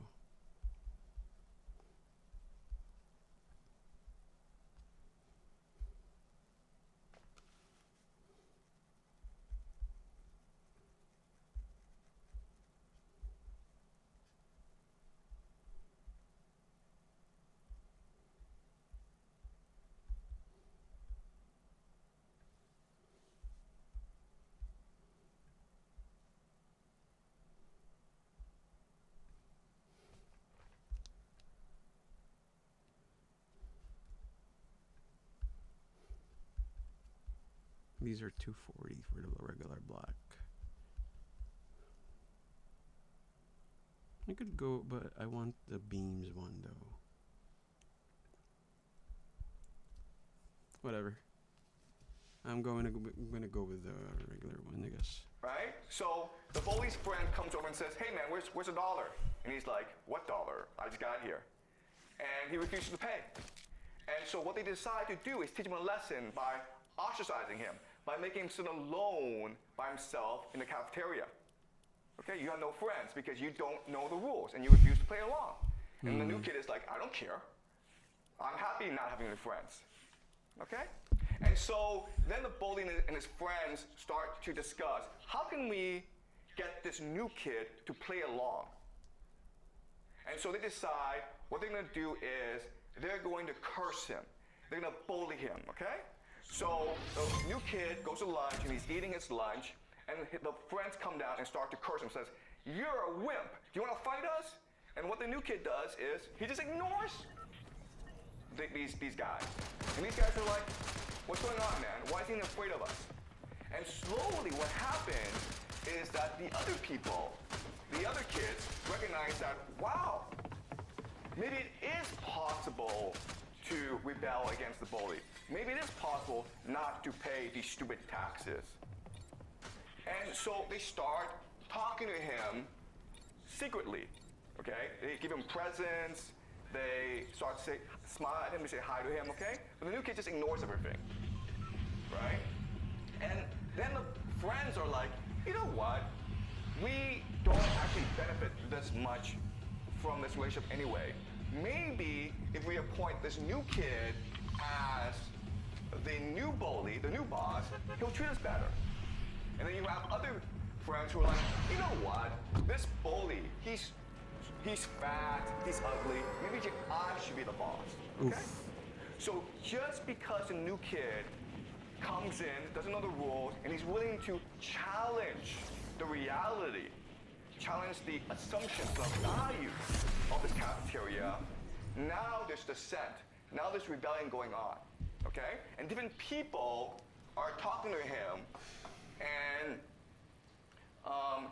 trying to form alliances with him. But what he does, and it's really interesting, is that he just ignores everyone and keeps focused, okay? And then one day, the bully's friend comes over and says, "You know what? And the new kid finally says, "I'm not afraid of you," okay? And then this friend goes back and tells his boss, "Hey, this new kid said, he's not afraid of you, man. What do you do about it?" And the bully gets really angry and says, "I'm going to go punch his face," okay? So the bully goes in front of the new kid and says, "If you don't apologize, I'm going to punch you in the face."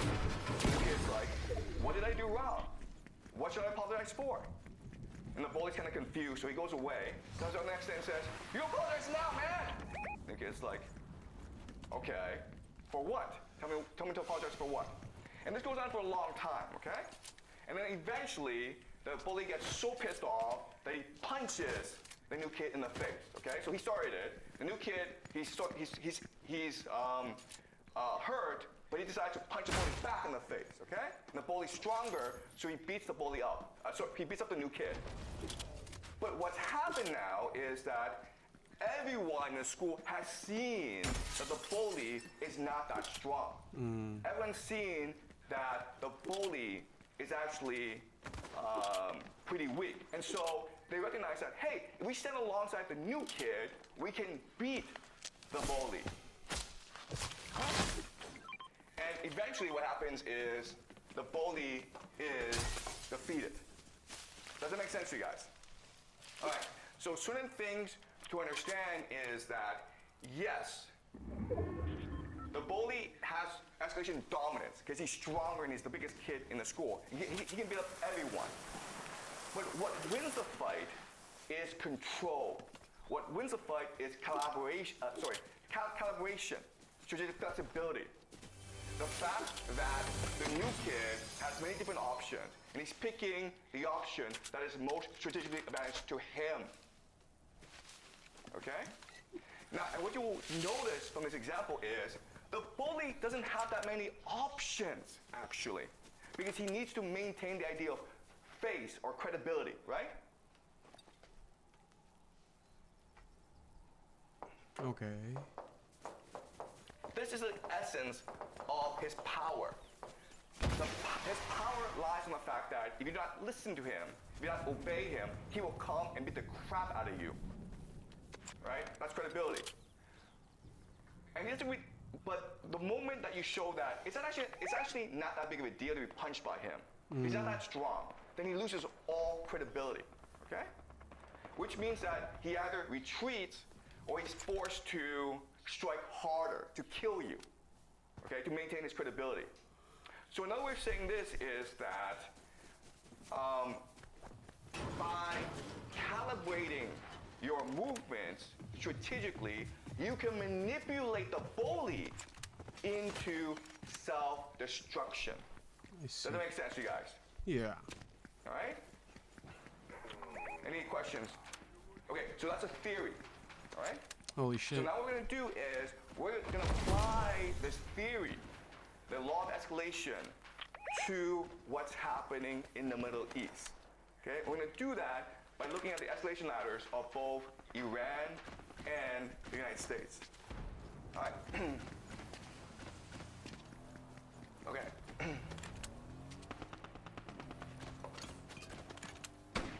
This is the US. This is Iran. Okay. So let's look at their escalation ladder. So the first thing the United States does, of course, is something called decapitation.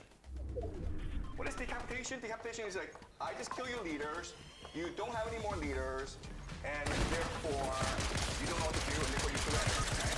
That's the first thing the US did. It didn't work. So now the United States is doing is attacking military targets, air defense. And the other thing. Second step. And the idea is that you get the crap out of the military so they surrender. But that didn't work either. Okay? So then what you do next, of course, is economic embargo, where you basically prevent Iran from trading with the world, right? Prevent Iran from selling oil to China, basically, by blockading the seas.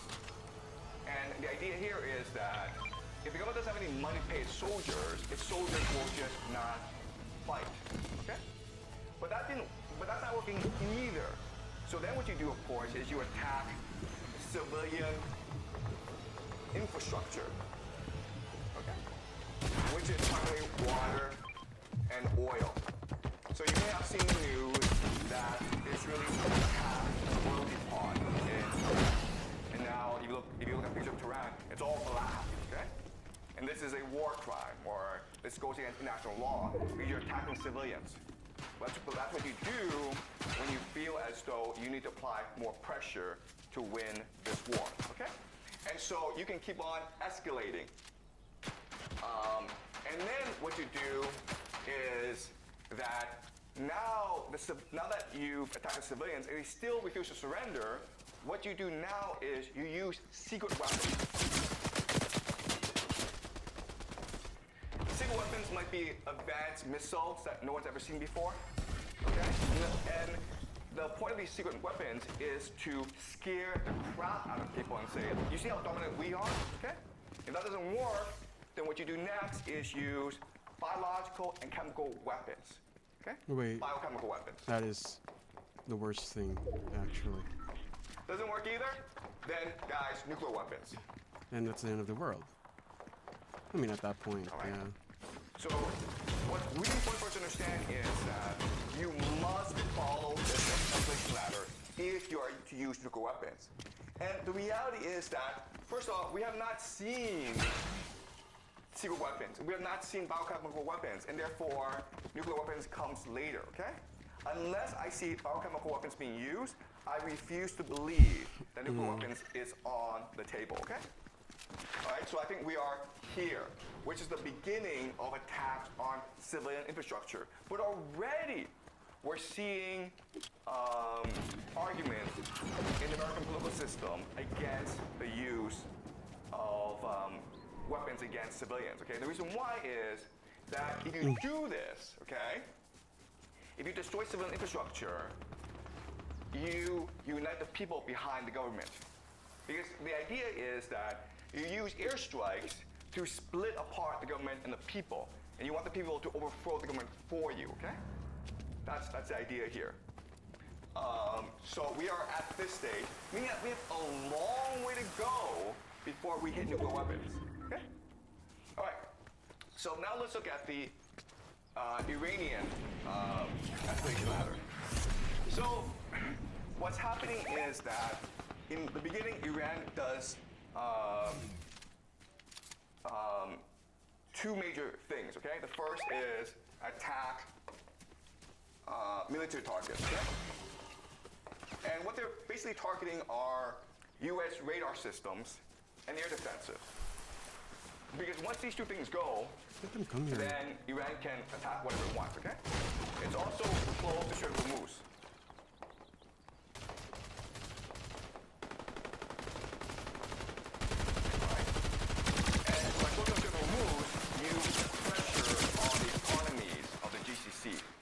As well as East Asia. The hope is that by blockading the economies, the GCC, UAE, Saudi Arabia, Bahrain, Qatar, Kuwait will put pressure on our to end this war as quickly as possible.